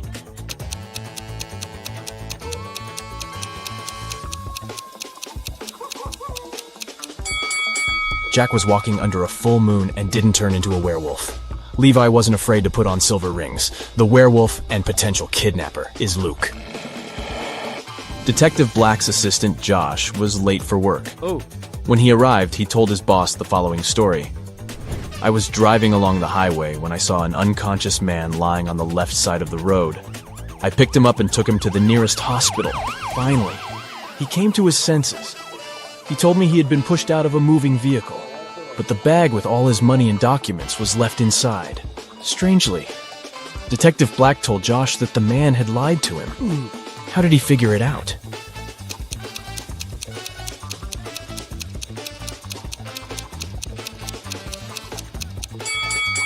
If the man had indeed been pushed out of the car, he would have been lying on the right side of the road, not the left one.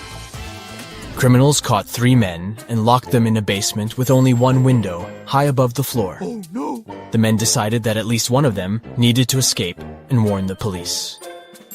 The men stood on each other's shoulders, but the one on the top still couldn't reach the window. But then they did something, and one of them managed to escape. Can you figure out what they did?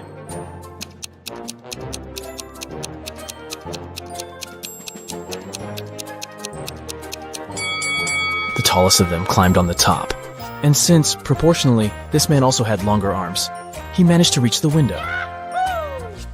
You find yourself in a room with no windows. There are 3 doors leading out of the room. Suddenly, a big screen on the wall lights up. You read, "Behind each of these doors there is some danger.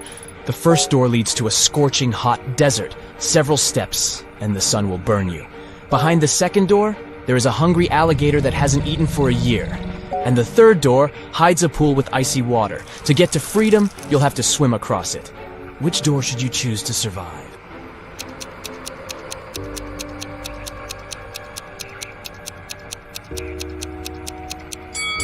Alligators can indeed go without food for up to 3 years, which means that the creature behind the second door is hungry and dangerous.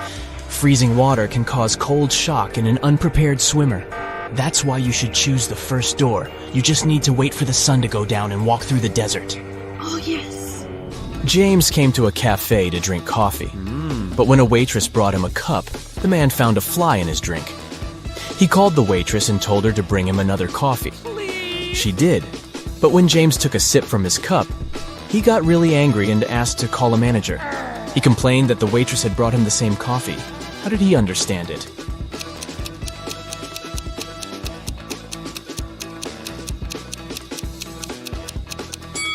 The new coffee was already sweet because James had